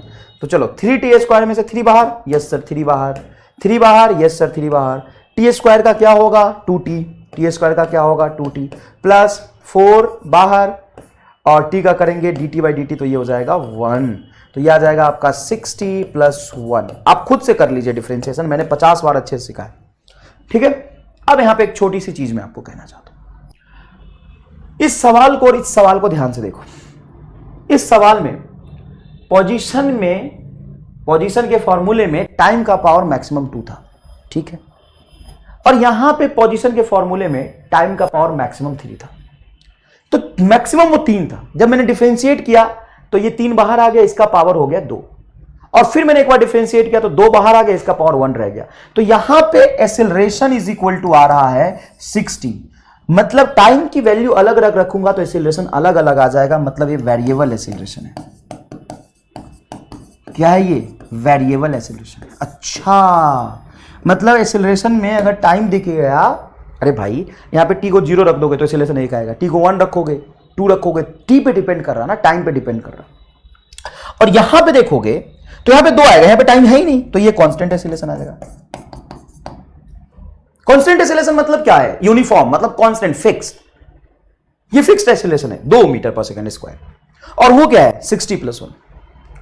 इसका मतलब ये एक चीज तुम्हें याद रखना है कि अगर पोजीशन के फंक्शन में t का पावर 2 है तो एक्सेलरेशन कांस्टेंट होगा, और t का पावर 2 से ज्यादा होने पे एक्सेलरेशन वेरिएबल हो जाएगा। और t का पावर अगर निगेटिव हुआ या 1/t हुआ तो पक्का एक्सेलरेशन वेरिएबल होगा। क्यों? क्योंकि जैसे मान लो मैं सिंपल लिखता हूं x = 1/t, है ना। अब इसको डिफरेंशिएट करो, तो जब डिफरेंशिएट करोगे तो 1/t का डिफरेंशिएशन होगा -1/t²। करके देखो सर, आप करके दो। डिफरेंशिएशन पढ़ा रहे थे तो सो रहे थे क्या? कैसे करोगे? ये हो जाएगा t का पावर -1, पावर बाहर, -1 बाहर, t का पावर -1 -1 तो -2 हो जाएगा। एक बार और करो, double differentiation of position with respect time acceleration होता है, तो ये हो जाएगा -+2/t³, तो टाइम बच गया।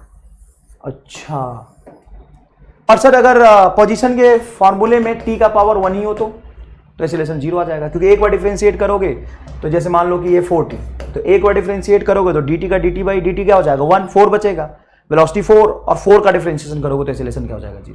तो एक्सेलरेशन 0 हो जाएगा, उसकी बात ही नहीं करना। मतलब ये हो गया कि एक चीज हम यहां पे याद रख ले कि अगर पोजीशन के फंक्शन में t का पावर 2 है तो पक्की बात है एक बार डिफरेंशिएट करने से पावर 1 कम होगा, तो वेलोसिटी के फॉर्मूले में t का पावर क्या बनेगा? वेलोसिटी क्या आया था? वेलोसिटी आया था। वेलोसिटी के फॉर्मूले में t का पावर 1 है, तो एक्सेलरेशन कांस्टेंट होगा, नहीं तो एक्सेलरेशन क्या हो जाएगा? वेरिएबल। देखो यहां पे पोजीशन के फंक्शन में t का पावर 3 और वेलोसिटी के फॉर्मूले में t का पावर 2, तो एक्सेलरेशन क्या आ गया? वेरिएबल आ गया। ठीक है, एक और सवाल। If v = k√x then find acceleration. IIT 2006 का सवाल है, इनफैक्ट ये सिंपल सवाल एकदम। If v = k√x then find acceleration. अब सवाल को हम सॉल्व करते हैं। तो क्या मैं a = dv/dt लिखूं?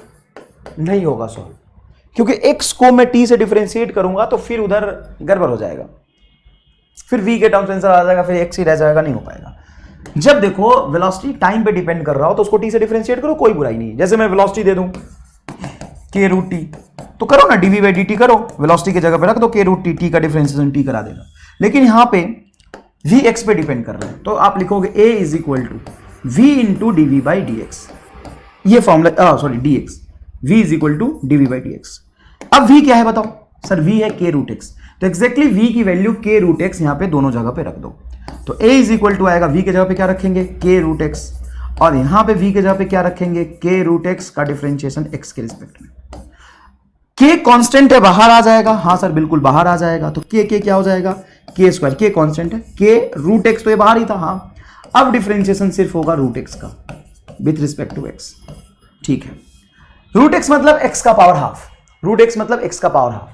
अब जब इसको डिफरेंशिएट करोगे तो k² √x, और √x का मतलब है x का पावर हाफ, हाफ बाहर, और x का पावर हाफ -1। हाफ में से 1 घटाओगे तो -1/2 आएगा, इसको नीचे ले जाओगे तो नीचे हो जाएगा √x। ठीक है ना, क्या हो जाएगा बोलो? k² √x/2 × 1/√x। √x से √x कट गया, क्या बचेगा? k²/2, मतलब कांस्टेंट है। मतलब क्या है? कांस्टेंट है। देखो बेटा, k√x का x के साथ, सॉरी √x का अगर x के साथ डिफरेंशिएशन करोगे तो 1/2√x आएगा। ये डिफरेंशिएशन मैंने आपको 4 बार करा चुका हूं, अभी तक नहीं आया समझ तो फिर से कर देता हूं। चलो, dx का पावर हाफ, √x का मतलब क्या होता है? x का power half with respect to x। Half बाहर, पावर बाहर चला जाता है, x को हाफ बाहर चला जाएगा, हाफ को 1 से घटा दो तो आ जाएगा हाफ x का पावर 1 में से आधा जाएगा -1/2, तो इसको लिख सकते हैं हाफ, नीचे आ जाएगा x का पावर 1/2, मतलब 1/2 रूट एक्स। तो यहां पे अगर मैं एक्सेलरेशन इज इक्वल टू लिख दूं k root X 2x, acceleration is equal to लिख दिया मैंने 2 रूट एक्स। तो जब आप वेलोसिटी लिखना था, वेलोसिटी इज इक्वल टू लिख दिया 2 रूट अंडर एक्स। अब मुझे यहां से एक्सेलरेशन निकालना, तो कैसे निकालते हैं एक्सेलरेशन? एक्सेलरेशन का फॉर्मूला होता है v into DV by D x. तो हमारे पास v तो 2 रूट एक्स है, dv बाई डी एक्स निकाल लेते हैं। तो dv बाई डी एक्स कैसे निकालेंगे? तो v की वैल्यू 2 रूट एक्स, यहाँ पे 2 रूट एक्स रखोगे तो 2 बाहर चला जाएगा। यस सर, डिफरेंशिएशन किसका हो जाएगा? रूट एक्स का, है ना। जब आप डिफरेंशिएशन के फॉर्मूले में v को रखोगे तो v क्या है? 2 रूट एक्स। तो यहाँ पे क्या रखोगे v के जगह पे? 2 रूट एक्स, 2 बाहर, रूट एक्स अंदर। तो 2 और रूट एक्स का x का डिफरेंशिएशन करोगे तो 1/2 रूट एक्स होगा। तो ये 2 से 2 कैंसिल हो जाएगा, ठीक है। तो ये क्या आ जाएगा? 1/रूट एक्स।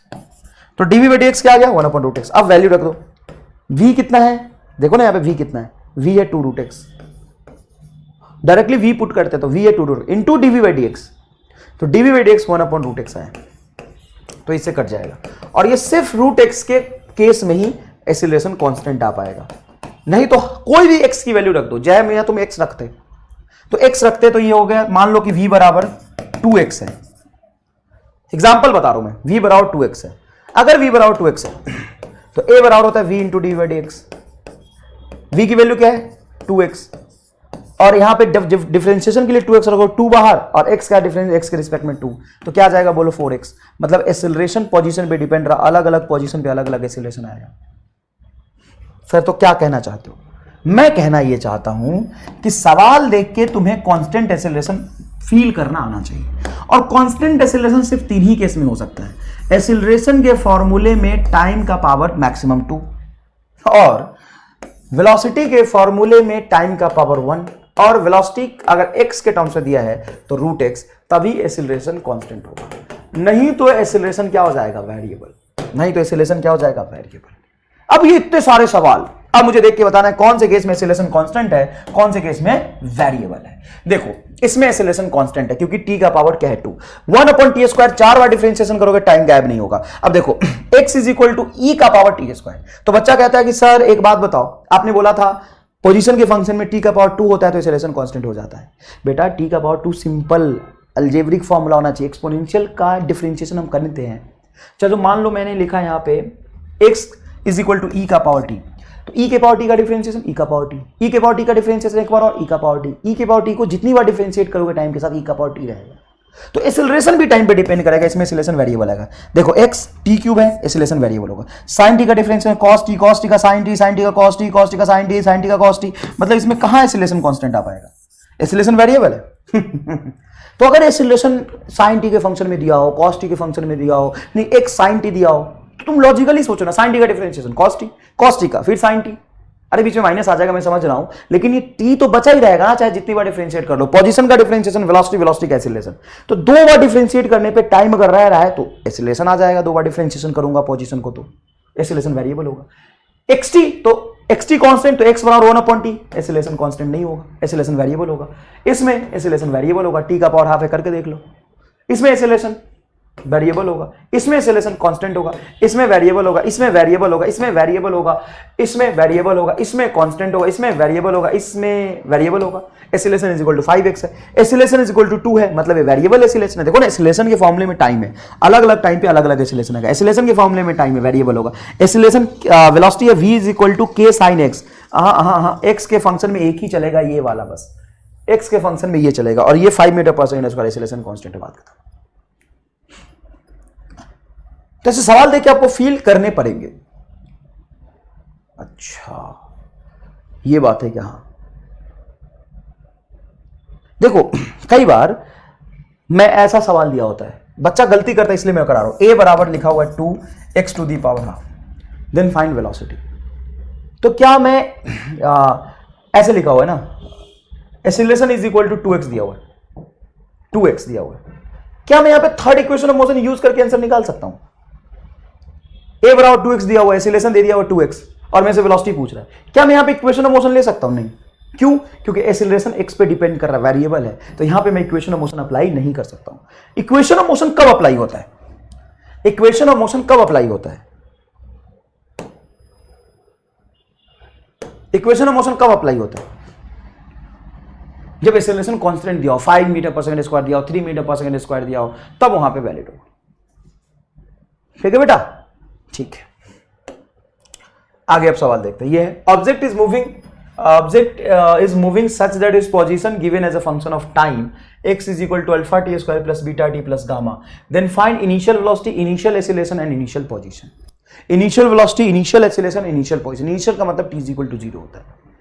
तो यहां पे सिंपल पोजीशन दिया हुआ है तुम्हें, alpha T square plus beta T plus gamma. तो सर इसमें एक्सीलरेशन तो कांस्टेंट है क्योंकि टी का पावर 2 है। हाँ, एक्सीलरेशन कांस्टेंट है, एक्सीलरेशन कांस्टेंट है। तो सर यहाँ पे वेलोसिटी निकालने के लिए क्या कर, देखो बेटा, एक्सीलरेशन कांस्टेंट के केस में इंटीग्रेशन डिफरेंशिएशन तो हमेशा वैलिड होता है। मैंने ये थोड़ी ना बोला है कि dx/dt तो हमेशा वेलोसिटी होगा ही ना। हाँ होगा, तो यहाँ पे तुम्हें ज्यादा दिमाग नहीं लगाना। ये तो ऑब्वियस सी बात है कि पोजीशन टाइम के फंक्शन में दिया हुआ है, हम इसको एक बार डिफरेंशिएट करेंगे, वेलोसिटी आ जाएगा। सिंपल है, सिंपल है। तो सर कब देखना होता है मैं बताता हूं, चिंता मत करो। यहां तो बड़ी सिंपल है। अब थर्ड इक्वेशन ऑफ मोशन कैसे लगाओगे? थर्ड इक्वेशन ऑफ मोशन भी इंटीग्रेशन डिफरेंशिएशन से डिफाइंड होता है। सॉरी, इक्वेशन ऑफ मोशन भी इंटीग्रेशन और डिफरेंशिएशन कैलकुलस यूज करके ही डिफाइंड होता है। लेकिन इक्वेशन ऑफ मोशन जब एक बार डिफाइन करके दे दिया जाता है तो आपको कहा जाता है कि हमेशा कांस्टेंट एक्सीलरेशन केस में वैलिड होगा, तभी आप लगाना। कांस्टेंट एक्सीलरेशन है तो इक्वेशन ऑफ मोशन यूज करके सवाल को सॉल्व कर लो, निपटाओ, हटाओ। ठीक है बेटा? ठीक। और कई बार तो आपको सवाल ही ऐसे पूछे जाते हैं, फंक्शन दिया होगा आपसे पूछेगा, तो ऐसा नहीं है कि ये टाइम पास के लिए मैंने कराया है, ये बहुत जोरदार कंसेप्ट है। आपको 4 ऑप्शन दिए होंगे, आपसे पूछेगा किसमें एक्सीलरेशन कांस्टेंट है, कब एक्सीलरेशन यूनिफॉर्म है, तो वो तो बहुत इंपॉर्टेंट है, सवाल ही हो गया ये। तो सर पोजीशन दिया हुआ है, वेलोसिटी पता है, सिंपल डिफरेंशिएशन कर दो ना। पोजीशन दिया हुआ है, वेलोसिटी निकाल लो। तो rate of change in position with respect to time होता है। अल्फा कांस्टेंट है, बाहर होगा। टी स्क्वायर का differentiation 2t plus beta constant है, बाहर होगा। टी का डिफरेंशिएशन टी के रिस्पेक्ट में हो जाएगा आपका 1 और गामा का डिफरेंशिएशन टाइम के रिस्पेक्ट में 0। तो ये आपका जो वेलोसिटी होगा, वेलोसिटी आ गया आपका 2 अल्फा टी प्लस बीटा, ये वेलोसिटी आ गया। अब ये टाइम डिपेंडेंट जो वेलोसिटी है, इसको एक बार और डिफरेंशिएट करोगे तो एक्सीलरेशन आ जाएगा। तो यहां पे जब वेलोसिटी को डिफरेंशिएट करेंगे टाइम के रिस्पेक्ट में, तो वेलोसिटी दिया है 2 alpha T plus beta. 2 alpha constant है, बाहर हो जाएगा, और dt बाई dt क्या हो जाएगा 1, और बीटा का डिफरेंशिएशन टाइम के रिस्पेक्ट में क्या हो जाएगा 0। तो यहाँ पे dt बाई dt 1, तो 2 अल्फा बचेगा। तो देखो अब इस प्रूफ भी हो गया ना, देखो 2 अल्फा एक्सीलरेशन कांस्टेंट है। अब आपसे पूछा इनिशियल पोजीशन, तो पोजीशन में टाइम की वैल्यू 0 कर दोगे तो ये इनिशियल पोजीशन आ जाएगा। तो सर यहाँ पे टाइम 0 रख दो, तो पोजीशन के फॉर्मूले में टाइम को 0 रख दूं तो ये आएगा अल्फा, टाइम को 0 रखूंगा तो ये 0, टाइम को 0 रखूंगा तो ये 0, सिर्फ गामा, तो gamma metre is your initial position. तो सर इनिशियल पोजीशन अगर गामा है तो इनिशियल पोजीशन को डिफरेंशिएट करके वेलोसिटी क्यों नहीं निकाला? नहीं बेटा, किसी एक फिक्स्ड टाइम पे जो वेलोसिटी होता है उसको डिफरेंशिएट करके वेलोसिटी, किसी फिक्स्ड टाइम पे जो पोजीशन होगा उसको डिफरेंशिएट करके वेलोसिटी थोड़ी निकालेंगे। इनिशियल पोजीशन जो है उसको डिफरेंशिएट करके मैं वेलोसिटी निकालूं, नहीं। जो टाइम डिपेंडेंट है, change in position with respect to time होता है velocity. Rate of change in, rate of change, ये तो किसी t = 0 पे आया है पोजीशन। अच्छा, मेरे से अगर पूछ रहा है इनिशियल वेलोसिटी बताओ, तो मैं इनिशियल वेलोसिटी का मतलब होता है t = 0। इनिशियल मतलब होता है t = 0। तो इनिशियल वेलोसिटी निकालना है तो इनिशियल वेलोसिटी कब होगा? जब टाइम 0 होगा। तो टाइम 0 में किस में पुट करूं तो इनिशियल वेलोसिटी आएगा? पोजीशन में पुट करूं कि वेलोसिटी में पुट करूं? वेलोसिटी में पुट करूंगा। देखो ये वेलोसिटी किसी भी t डिपेंडेंट है, t टाइम पे डिपेंडेंट है। अब मुझे अगर इनिशियल वेलोसिटी चाहिए तो वेलोसिटी के फॉर्मूले में 0 पुट करूंगा तो ये आएगा तुम्हारा 2 अल्फा मल्टीप्लाई 0 प्लस बीटा, तो आंसर आ जाएगा beta metre per second square, metre per second, ये वेलोसिटी है, सॉरी। और इनिशियल एक्सीलरेशन क्या होगा? तो इनिशियल एक्सीलरेशन होता है rate of change in velocity. Initial velocity में रेट ऑफ चेंज निकाल के एक्सीलरेशन नहीं निकालते। जो टाइम डिपेंडेंट वेलोसिटी होता है उसको हम डिफरेंशिएट करेंगे तो एक्सीलरेशन आएगा, rate of change in velocity acceleration. ये एक्सीलरेशन आ गया, ये एक्सीलरेशन कांस्टेंट है, तो किसी भी टाइम पे एक्सीलरेशन यही रहेगा, यूनिफॉर्म एक्सीलरेशन है। ये क्या है बेटा? यूनिफॉर्म एक्सीलरेशन है। तो किसी भी टी टाइम के बाद यही एक्सीलरेशन रहेगा। अब ये सवाल लिखा मैंने, object is moving with velocity this, then find velocity and acceleration at t = 1 second. अब मुझे एक बात बताओ, object is moving with velocity, object एक वेलोसिटी से मूव कर रहा है जो कांस्टेंट नहीं है, टाइम पे डिपेंडेंट है। देखो ये टाइम पे डिपेंडेंट है। देन फाइंड वेलोसिटी, वेलोसिटी दिया, वेलोसिटी पूछ रहा है। Object is moving with velocity, ये रहा velocity 4t² + 2t + 4। Then find velocity, तो वेलोसिटी यही तो है, नहीं, find velocity and acceleration at t = 1 second. तो मुझे वेलोसिटी दिया है, बिल्कुल दिया है, 4t² + 2t + 4, ये वेलोसिटी दिया है। और मेरे से पूछा है कि इनिशियल वेलोसिटी बताओ, तो टाइम को 0 रख दो तो इनिशियल वेलोसिटी आ जाएगा। नहीं, वेलोसिटी पूछा है 1 सेकंड पे बताओ, तो टाइम को 1 रख दोगे तो ये इनिशियल वेलोसिटी आ जाएगा। 1 रखो तो 4 × 1 + 2 × 1 + 4, यही तो आएगा। टाइम को 1 रखूंगा तो ये आ गया 4 + 2 + 4, ये 10 मीटर/सेकंड आंसर आ गया। ये तुम्हारा एग्जैक्टली 1 सेकंड पे जो वेलोसिटी है वो है। सर एक्सीलरेशन भी पूछा है, तो वेलोसिटी ये आ गया 10 मीटर/सेकंड²। क्या मैं इसको डिफरेंशिएट कर दूंगा तो एक्सीलरेशन आ जाएगा क्या? नहीं, ये तो किसी एक इंस्टेंट पे है। एक्सीलरेशन होता है the rate of change in velocity with respect to time. तो क्या वेलोसिटी चेंज हो रही है? हाँ, ये देखो ना, टाइम के साथ अलग अलग टाइम रखूंगा तो अलग अलग वेलोसिटी आएगा। ये वेलोसिटी इंस्टेंटेनियस है किसी टी टाइम का। किसी भी टी टाइम पे t1 रखोगे तो ये t1 रखो, 2t2 t2 t3 t3, ये है variable velocity, depends upon time. तो change in velocity with respect to change in time dv/dt, इसको करूंगा, rate of change in velocity with respect to time. Sir यहां पे वेलोसिटी 1 सेकंड पे निकाला है, तो 1 सेकंड पे जो वेलोसिटी है उसी को डिफरेंशिएट कर दो तो 1 सेकंड पे एक्सीलरेशन आ जाएगा, ऐसा कहते हैं बच्चे। लेकिन बेटा ये तो 1 सेकंड पे एक फिक्स्ड एक्सीलरेशन की एक वैल्यू आई है 1 सेकंड पे। अच्छा एक बात बताओ, मेरे से एक्सीलरेशन पूछा है, मान लो सवाल में सिर्फ ये वेलोसिटी दिया है और पूछा है फाइंड एक्सीलरेशन एट 1 सेकंड, तो वेलोसिटी में 1 सेकंड रख दूं क्या? तो एक्सीलरेशन पूछा है ना 1 सेकंड पे, तो मैं वेलोसिटी को पहले डिफरेंशिएट करूंगा, rate of change in velocity. ये रहा तुम्हारा वेलोसिटी 4 बाहर और t² का डिफरेंशिएशन 2t। पहले टर्म को सिर्फ मैंने डिफरेंशिएट करा, 4 बाहर t² का 2t, फिर 2 बाहर t का डिफरेंशिएशन 1 और कांस्टेंट है तुम्हारा 4, इसका डिफरेंशिएशन होगा 0। तो ये आएगा एक्सीलरेशन तुम्हारा 8t + 2। अब तुम्हें एक्सीलरेशन कब चाहिए बोलो? t = 1 सेकंड पे चाहिए सर, तो 8 × 1 + 2, सही लिख रहा हूं ना? हाँ, तो 10 मीटर/सेकंड²। सर सेम ही आ गया? नहीं, सेम नहीं आया, ये मीटर/सेकंड², ये एक्सीलरेशन की वैल्यू है, ये वेलोसिटी है। डायरेक्ट वेलोसिटी में टाइम 1 रखा है तब जाके वेलोसिटी आया है। अब वेलोसिटी को डिफरेंशिएट किया तो एक्सीलरेशन आया है। किसी भी t टाइम पे ये एक्सीलरेशन होगा। अच्छा सुनो, एक बात सुनो, मैं एग्जैक्टली t = 1 पे जो वेलोसिटी निकाला है उसको डिफरेंशिएट करके कुछ नहीं पा सकता। मान लो t = 2 सेकंड पे पूछ रहा है मेरे से एक्सीलरेशन, तो क्या करूंगा? Rate of change in velocity, velocity को डिफरेंशिएट करते तो एक्सीलरेशन आ जाता है, t डिपेंडेंट वेलोसिटी जो होता है। अब ये वेलोसिटी को डिफरेंशिएट किया तो एक्सीलरेशन आ गया। अब तुम्हें एक्सीलरेशन जिस भी टाइम पे मर्जी है निकालो, टाइम 1 पे निकालो, टाइम 2 पे निकालो, टाइम 3 पे निकालो, ये टाइम डिपेंडेंट एक्सीलरेशन है। 4 सेकंड पे निकालना है तो 4 रखते, आंसर आ जाएगा एक्सीलरेशन का। पहले इसमें थोड़ी ना 4 रखूंगा, अगर एक्सीलरेशन 4 पे पूछ रहा है तो वेलोसिटी को डिफरेंशिएट करके मैं एक्सीलरेशन निकालूंगा, उसमें 4 पुट करूंगा। अच्छा यह सवाल देखो, if velocity is equal to kx then find acceleration at x is equal to 2 metre. अब यहां पे वेलोसिटी किसका फंक्शन है? पोजीशन का। अब बताओ मुझे, a बराबर dv/dx, sorry a is equal to dv/dt होता है और a is equal to v into dv/dx होता है। कौन सा फॉर्मूला सही है? सही दोनों है, लेकिन ये यहां पे एप्लीकेबल नहीं होगा, क्योंकि जब वेलोसिटी x का फंक्शन दिया हो तो हम ये फॉर्मूला यूज करके आंसर निकालेंगे। आराम से एकदम कूल हो जाओ और मुझे बताओ वेलोसिटी कितना है? सर वेलोसिटी kx, रहने दो, वेलोसिटी को kx रहने दो। अब मुझे बताओ, अगर इसी वेलोसिटी को मैं डिफरेंशिएट करूं dv/dx तो क्या होगा? k सर कांस्टेंट है, बाहर रहेगा, और यहाँ पे x का डिफरेंशिएशन x के रिस्पेक्ट में आपका आ जाएगा 1, तो ये आ जाएगा k। तुम्हें नहीं समझ आया, छोड़ दो। मैं dv/dx निकालना चाह रहा हूँ। क्यों निकालना चाह रहा हूँ? तो ये जो वेलोसिटी है आपका kx, इसको डिफरेंशिएट करूंगा x के रिस्पेक्ट में, तो v dv/dx निकालना चाहता हूँ। v की वैल्यू क्या है? kx। तो यहाँ पर रखो, v की वैल्यू मैं रखता हूँ kx/dx, k कांस्टेंट है, बाहर हो जाएगा, dx/dx 1 बचेगा।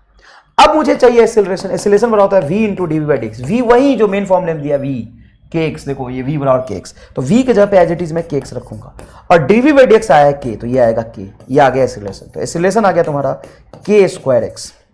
अब बताओ एक्सीलरेशन कब पूछा है? तुमसे एग्जैक्टली पूछा है एक्सीलरेशन x बराबर 2 मीटर, तो x को 2 रखोगे तो ये आएगा 2k² मीटर/सेकंड², ये आएगा एक्सीलरेशन। x2 मैं पोजीशन में थोड़ी ना पुट करूंगा या वेलोसिटी में थोड़ी ना पुट करूंगा, x की वैल्यू 2 मैं यही पुट कर दूंगा। ये तो 2 अगर मैं x की वैल्यू 2 रख दूंगा तो वेलोसिटी में के फॉर्मूले में 2 रखा है तो वेलोसिटी आएगा।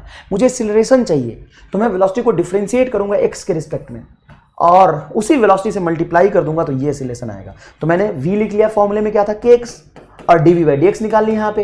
अब dv/dx ये रहा जो कि k आया है और v है kx, तो v की वैल्यू यहाँ पे रख दिया kx और dv/dx k रख दिया तो ये होगा k² यहाँ पे निकाल दिया मैंने ये एक्सीलरेशन। क्लियर है क्या? If position of object is this, एक ऑब्जेक्ट की पोजीशन दी हुई है t² - 4t + 5, then find instant when velocity becomes 0 and displacement when object comes to at rest. अच्छा चलो, हालांकि ये दोनों सवाल एक ही है रामलाल टाइप सवाल है। If position of object is this x = t² - 4t + 5, then find instant when velocity becomes 0। बस इतना देखो, एंड हटा दो, ये हटा दो। Find instant when velocity becomes 0। क्या दिया हुआ है तुम्हें? पोजीशन। सवाल में गिवन क्या है बता दो? पोजीशन। क्या है पोजीशन? t² - 4t + 5, ये पोजीशन दिया हुआ है और तुमसे बोला the find instant when velocity becomes 0। वो इंस्टेंट बताओ जहां पे वेलोसिटी 0 हो जाएगी। वो इंस्टेंट बताओ जहां पे वेलोसिटी 0 हो जाएगी। मतलब वेलोसिटी कभी ना कभी 0 हो रहा है, हाँ, वो टाइम बताना है हमें। तो पहले हम वेलोसिटी तो फाइंड करेंगे और पोजीशन को एक बार सिंपल डिफरेंशिएट करेंगे dx/dt, तो ये आ जाएगा आपका वेलोसिटी। पोजीशन को सिर्फ एक बार डिफरेंशिएट करेंगे तो आ जाएगा आपका वेलोसिटी। तो चलो dx/dt कर देते हैं। t² का डिफरेंशिएशन बोलो क्या होगा? 2t - 4t के -4 बाहर, t का डिफरेंशिएशन 1 और 5 कांस्टेंट, इसका डिफरेंस 0। तो ये आ गया वेलोसिटी। कितना है? 2t - 4। अब वो क्या कह रहा है कि when velocity become 0, instant find instant when velocity become 0। कह रहा है सवाल में वेलोसिटी 0 हो गया है, वो टाइम बताओ कब होगा। तो वेलोसिटी को 0 रख दो, 2t - 4, तो t = 2 सेकेंड आ गया। t बराबर कितना आ गया? 2 सेकेंड। अब सवाल का दूसरा पार्ट क्या कह रहा है? And find displacement when object comes to at rest. Comes to at rest मतलब जब उसकी वेलोसिटी 0 है।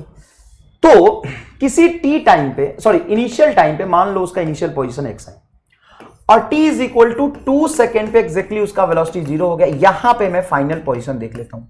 डिस्प्लेसमेंट क्या होता है? डिस्प्लेसमेंट होता है बेटा final position minus initial position. हमेशा देखो वो कह रहा है and displacement when object comes to at rest. तो डिस्प्लेसमेंट का मतलब क्या है? ऑब्जेक्ट का initial final position minus initial position, कितना डिस्प्लेस किया है। तो कई बार क्या करते हैं बच्चे कहते हैं कि सर 2 सेकंड पे ऑब्जेक्ट रुका है, वेलोसिटी 0 कब हो गई है? 2 सेकंड पे, मतलब ऑब्जेक्ट 2 सेकंड पे रेस्ट में आया है। कम्स टू एट रेस्ट, तो कब आया रेस्ट में? 2 सेकंड पे रेस्ट में आया। तो आप क्या करो, पोजीशन के फॉर्मूले में टाइम को 2 रख दो। ये रहा आपका पोजीशन, इसके फॉर्मूले में टाइम को 2 रख दो। 2 रख के निकालो तो क्या आएगा? तो 2 का होल स्क्वायर -4 × 2 + 5। 2 का होल स्क्वायर क्या होगा? 4 - 8 + 5, तो 5 + 4 9 में से 8 जाएगा 1 मीटर। तो सर ये 1 मीटर आंसर आ गया। नहीं बेटा, ये x है क्या? पोजीशन। और यहां पे टाइम को 2 रखा है, तो टाइम 2 रखने पे 2 सेकंड रखने पे 2 सेकंड पे जो पोजीशन आएगी एग्जैक्टली जब रेस्ट में आएगा ऑब्जेक्ट, वहां पे जो पोजीशन होगा वो 1 मीटर होगा। लेकिन सर हमसे तो डिस्प्लेसमेंट पूछा है, तो बेटा डिस्प्लेसमेंट हमेशा होता है फाइनल पोजीशन t = 2। ऑब्वियस सी बात है, t = 2 सेकंड पे आएगा माइनस इनिशियल पोजीशन। अब इनिशियल पोजीशन किसको बोलते हैं बेटा? जब कुछ भी ना दिया हो तो इनिशियल को हम मानते हैं 0 सेकंड पे। इनिशियल पोजीशन 0 सेकंड पे होगा। तो फाइनल पोजीशन तो 1 मीटर हमने निकाल लिया है। अब इनिशियल पोजीशन क्या होगा? जब टाइम 0 होगा। तो यहां पे पोजीशन में टाइम को 0 रखोगे, 0 ये 5। तो इनिशियल पोजीशन बेटा, पोजीशन जब टाइम 0 तो पोजीशन 5 था, तो -4 मीटर इज अ डिस्प्लेसमेंट। 1 में से 5 जाएगा तो बताओ क्या होगा? -4 मीटर इज अ डिस्प्लेसमेंट। मतलब ऑब्जेक्ट का जो डिस्प्लेसमेंट है वो -4 मीटर है। डिस्प्लेसमेंट हमेशा होता है बेटा change in position, change in position. Next देखिए, velocity of object v = 3t², then find distance in 2 second. Then find distance in 2 second. या अभी मैं डिस्टेंस को काट के डिस्प्लेसमेंट लिख देता हूं सिंपल, क्योंकि थोड़ा कंफ्यूज हो जाओगे तुम, रुक जाओगे, मैं बताता हूं। अगर वेलोसिटी दिया हुआ है ना तो डिस्प्लेसमेंट है, डिस्टेंस भी निकाल दूंगा, चिंता मत करना। Then find displacement in 2 second. अब क्या करेंगे? मुझे क्या दिया हुआ है? वेलोसिटी। क्या दिया हुआ बेटा? वेलोसिटी, आराम से कोई दिक्कत नहीं। क्या दिया हुआ है? वेलोसिटी। क्या है velocity? v is equal to है 3t²। वेलोसिटी दिया हुआ, लिखा हुआ ना वेलोसिटी। एक ऑब्जेक्ट लाइन पे चल रहा है, उसकी वेलोसिटी दिया हुआ है 3t²। ठीक है सर। और मेरे से पूछा क्या है? डिस्प्लेसमेंट। अब बताओ वेलोसिटी से डिस्प्लेसमेंट, अभी तक मैंने जितने सवाल किए थे उसमें डिफरेंशिएशन करना था। कैसे? पोजीशन दिया था, वेलोसिटी चाहिए था, वेलोसिटी दिया था, एक्सीलरेशन चाहिए था। अब मैंने वेलोसिटी दिया लेकिन तुमसे डिस्प्लेसमेंट पूछ रहा हूं, पीछे जाना है, तो यहां पे इंटीग्रेशन कूद के आ जाएगा, बोला यहां पे अब हमारी जरूरत है, आपकी नहीं है। अच्छा, हाँ, क्या करोगे? तो मुझे डिस्प्लेसमेंट निकालना है। तो ये जो वेलोसिटी है, ये वेलोसिटी, एकदम सवाल को आसान बनाने की कोशिश करो, ध्यान से सुनना। क्या मैं इस वेलोसिटी को हटा के इसी के जगह पे यहीं पे dx/dt लिख सकता हूं? 3t² एज इट इज रहने दिया, इस v को dx/dt लिख सकता हूं। हाँ, rate of change in velocity with respect to time यही होता है, तो इसको मैंने लिख दिया dx/dt। ओके सर, आपने dx/dt लिख दिया। अब मुझे क्या चाहिए? सर आपको डिस्प्लेसमेंट चाहिए, तो ये rate of change in position with respect to time. अब मैं dt को उठा के चुपचाप यहां ले जाता हूं, इस dt को उठा के यहां ले जाता हूं। सर क्यों? क्योंकि असल में होता क्या है, जो एक जाति वाले लोग हैं ना, वो एक साथ रहना पसंद करते हैं। ये टाइम है, टाइम को मैं यहां रख दूंगा ना, तो ये इस टाइम को ना बुरा लग रहा है इसके लिए, ये चाहता है कि मैं इसके साथ चिपकूंगा, तो ये dt जो है t के साथ चिपकना चाहता है, तो मैं लिखूंगा dx is equal to 3t² into dt। अब दोनों तरफ इंटीग्रेशन करते हैं। सर ठीक है।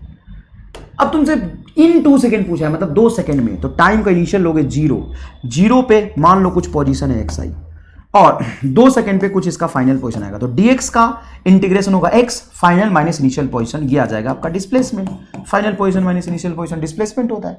तो सर आपने xf माइनस xi क्यों नहीं लिखा? क्योंकि मेरे से पोजीशन पूछ ही नहीं रहा, डिस्प्लेसमेंट पूछ रहा है, और चेंज इन पोजीशन डिस्प्लेसमेंट हो जाएगा, सिंपल। तो ये हो गया displacement is equal to 3 constant है, बाहर आ जाएगा, t² का इंटीग्रेशन, देखो इंटीग्रेशन हो या डिफरेंशिएशन, कांस्टेंट बाहर जाता है, तो t² का इंटीग्रेशन होगा t का पावर 3/3। बेटा जो पावर होता है वो 1 से ऐड कर देते हैं, ठीक है। लिमिट कहां से कहां तक रखेंगे?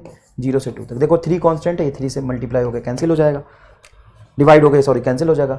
यहाँ पे टाइम की जगह पे रखोगे 2 का पावर 3 माइनस टाइम की जगह पे लोअर लिमिट रखोगे 0 का पावर 3। देखो 2 किसके जगह पे रखेंगे? t के जगह पे, तो 2 का पावर 3 क्या हो जाएगा? 8 मीटर, क्योंकि ये तो 0 ही आ गया, तो टोटल डिस्प्लेसमेंट इज 8 मीटर। क्या सर यहाँ पे डिस्प्लेसमेंट निकालने के लिए s बराबर ut plus half at² use नहीं कर सकते ना? यहाँ पे देखो वेलोसिटी है, टाइम डिपेंडेंट है। अगर v बराबर 3t दिया होता ना, तो यूज कर सकते थे, इक्वेशन ऑफ मोशन यूज कर सकते थे डायरेक्ट।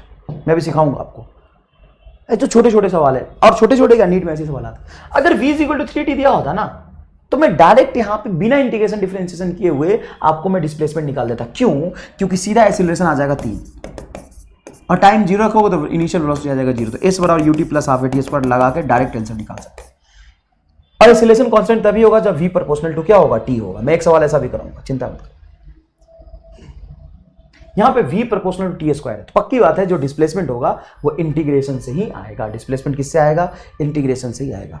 एक सवाल नीट 2015 का है, मैं, हाँ ये रहा, ये नहीं था, 1 मिनट में ढूंढ लेता हूं बेटा, ये नहीं है, इसको मैं रहने देता हूं, ऐसे डिलीट नहीं करता हूं, नहीं तो डिलीट हो गया, सॉरी आ जाएगा, आ गया, इसको मैं रहने देता हूं। मैं एक सवाल ढूंढ रहा हूं जो नीट 2015 का था, हाँ ये रहा, है ना, वो सवाल मैं रहने दूंगा आपके लिए।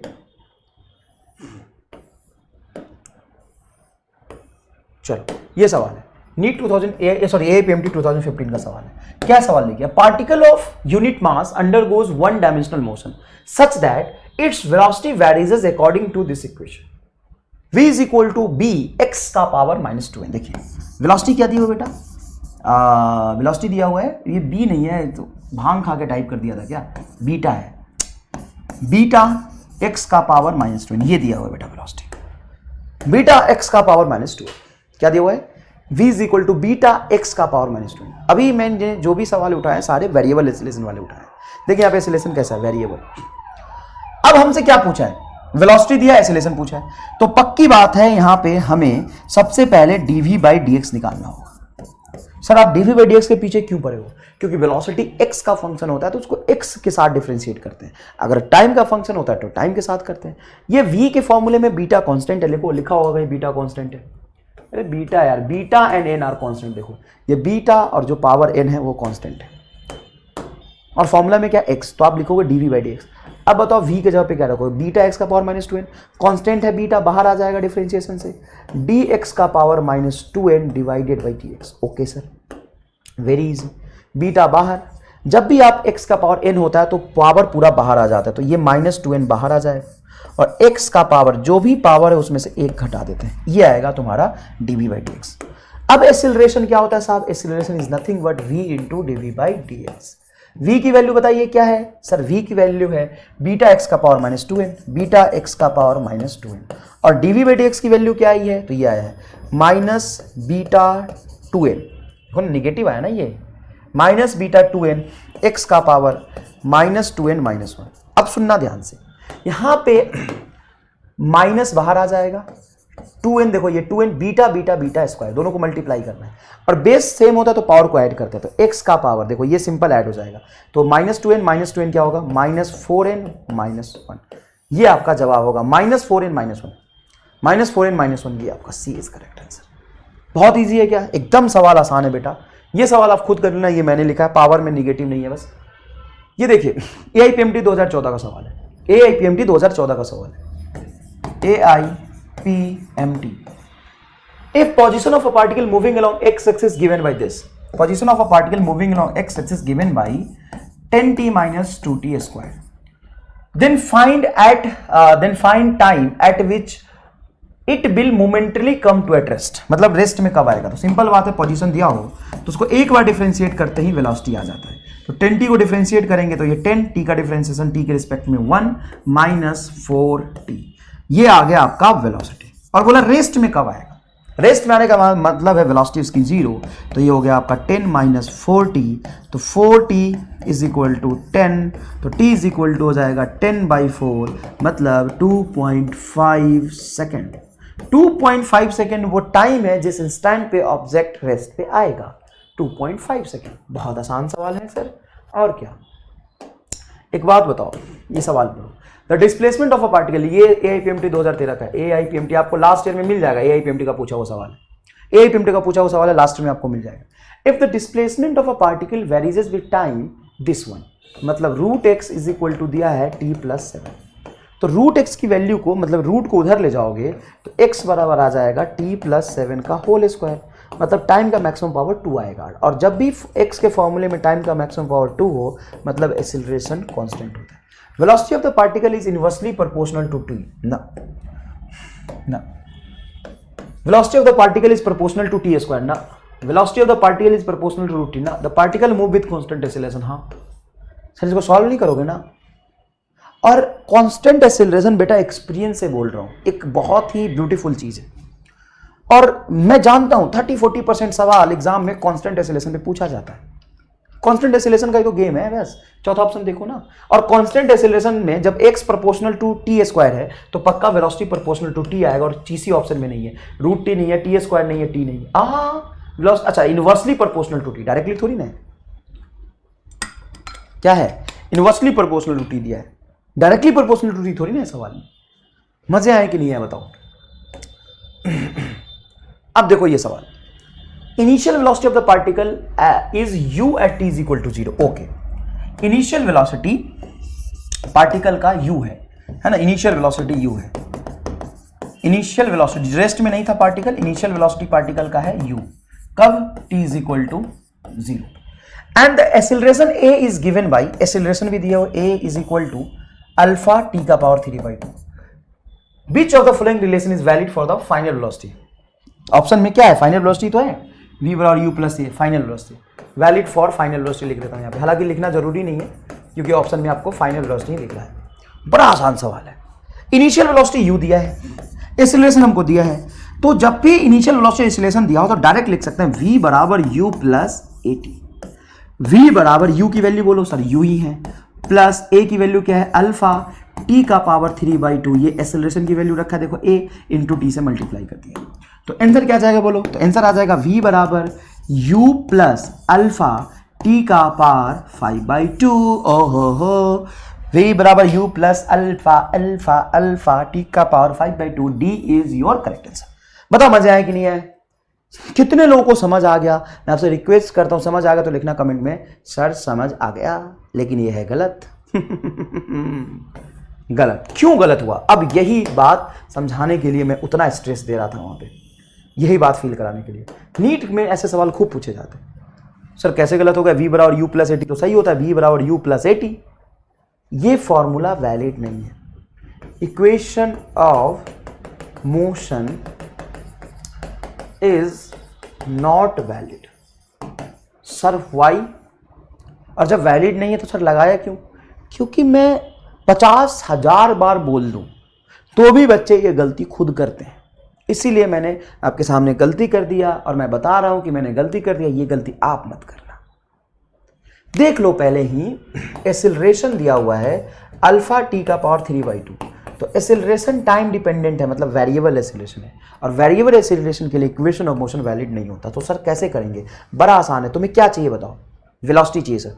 एक्सेलरेशन को हटा के वेलोसिटी इंट्रोड्यूस कर दो, ए को dy/dt लिख दो। जैसे ही ए को लिखोगे dy/dt is equal to alpha T का पावर 3/2। अब इस dt को इधर उठा के रख दो, क्यों? क्योंकि टाइम बिना टाइम के नहीं रह पाता है, उसको टाइम के साथ चिपका दो, ये आ जाएगा dt। इंटीग्रेशन कर दो, एक ही लाइन में खत्म सवाल। जब टाइम 0 था तो इनिशियल वेलोसिटी u है, किसी टाइम पे फाइनल वेलोसिटी v होगा, तो बेसिक बात है dv का इंटीग्रेशन v, ये हो जाएगा v minus U is equal to alpha बाहर t का पावर 3/2 प्लस 1, 3 जो भी पावर होता है उसमें एक ऐड कर देते हैं, डिवाइडेड बाई 3/2 प्लस 1। यहाँ से आंसर आ जाएगा सी। यहाँ से ऑप्शन आ जाएगा सी। एक सवाल और है जो जनरली पूछा जाता है, जैसे ये सवाल है, मान लो, नहीं ये तो मैं कराऊंगा, ये आसान है बहुत वैसे तो। मैं जो कराना चाहता हूँ वो किधर गया है, किधर गया है, वो किधर गया है? सर बहुत ज़्यादा सवाल ले लिया क्या आपने? चलो ये है सर, कोई बात नहीं, कुछ सवाल नेक्स्ट क्लास में करा देंगे, कोई दिक्कत नहीं है। बहुत घबराते हो यार तुम। चलो ये सवाल देखो, initial velocity of a particle moving along X axis is u। फिर से t इज इक्वल टू 0 पे वेलोसिटी u है, and x is equal to 0, मतलब x भी 0 है, t भी 0 है, तो इनिशियल वेलोसिटी क्या है? u है। And its accelerate a is given by a is equal to kx। देखो एक्सेलरेशन क्या दिया हुआ है? kx। तो फटाफट यहां पे मैं फॉर्मूला लगा दूंगा। जब भी एक्सेलरेशन दिया हो बेटा x के पोजीशन में और फाइनल वेलोसिटी आपको x डिस्टेंस में पूछ रहा है, find velocity v and position x, relation between v and x, v and x के बीच रिलेशन मतलब third equation of motion, v square minus u square बराबर 2x। और ये इतने बदमाश होते हैं एग्जामिनर, इतने बदमाश होते हैं कि final velocity v square initial minus u square को उधर ले जाओगे तो plus u square plus 2, acceleration की वैल्यू क्या है? kx। तो ये यहाँ रखो k और x, तो x और x मिलके x स्क्वायर। तुम्हें ये ऑप्शन में भी मिलेगा, v स्क्वायर बराबर u square plus 2kx square b, लेकिन यह है गलत, क्योंकि फिर से acceleration is equal to kx अगर मैं लिख रहा हूं तो वेरिएबल एक्सेलरेशन है। अगर वेरिएबल एक्सेलरेशन है तो यहाँ पे इक्वेशन ऑफ मोशन वैलिड नहीं होगा, तो इंटीग्रेशन और डिफरेंशिएशन से ही करेंगे। तो a है इज इक्वल टू kx। तो सर कैसे करेंगे? ये आप खुद करेंगे, और ये करते समय बस आपको ये डिसाइड करना है कि a की 2 वैल्यू होती है dv/dt और a की एक वैल्यू होती है v इंटू dy/dx, कौन सा लिखा जाए। तो आप यहाँ पे ईमानदारी से समझिए कि अगर a x का फंक्शन है तो dv/dt रखेंगे तो वेलोसिटी आएगा, टाइम आएगा, x आएगा, तो 3 वेरिएबल की जरूरत ही नहीं, टाइम कहीं है ही नहीं, ना दिया है ना पूछा है, तो क्यों टाइम के चक्कर में पड़ रहा? ये लिखो और बढ़िया से सुंदर से यहाँ पे v इंटू dy/dx लिखो, dx को x की तरफ भेज देना, इंटीग्रेशन कर देना, आंसर आ जाएगा। इंटीग्रेशन कर देना, आंसर आ जाएगा। ठीक है बेटा, तो आज थोड़ी तबीयत ठीक भी नहीं है तो रहने देते हैं, ज़्यादा भी हो जाएगा। नेक्स्ट लेक्चर में वेरिएबल एक्सेलरेशन के क्वेश्चन और कराऊंगा, और तुम घबराओ मत, अभी कांस्टेंट एक्सेलरेशन अभी आएगा, और नीट पॉइंट ऑफ व्यू से कांस्टेंट एक्सेलरेशन का केस ज़्यादा इंपॉर्टेंट होता है, और उसमें बहुत सारे हमारे स्टार है मेरे, सवाल देखिए आंसर ठीक हो जाएगा। वेरिएबल एक्सेलरेशन में इंटीग्रेशन डिफरेंशिएशन करना होता है, इसलिए बच्चे को थोड़ा मुश्किल लगता है, लेकिन मैंने आपको जो चार्ट कराया है कि 2-3 बातें बताई है कि एक्सेलरेशन को कैसे डील करते हैं, कांस्टेंट वेरिएबल एक्सेलरेशन कैसे देखते हैं, और आगे कैसे जाते हैं, और आगे जाते जाते आंख बंद करके मत जाना, नहीं तो बहुत ज़्यादा डिफरेंशिएशन करके आगे जाओगे नाली में गिर जाओगे, बहुत ज़्यादा इंटीग्रेशन करोगे इधर भी नाली में गिर जाओगे, है ना। तो ये 2-3 बातें याद रखोगे तो सवाल आसानी से हो जाएंगे। ठीक है, नेक्स्ट क्लास में मिलते हैं, तब तक के लिए जय हिंद, जय भारत।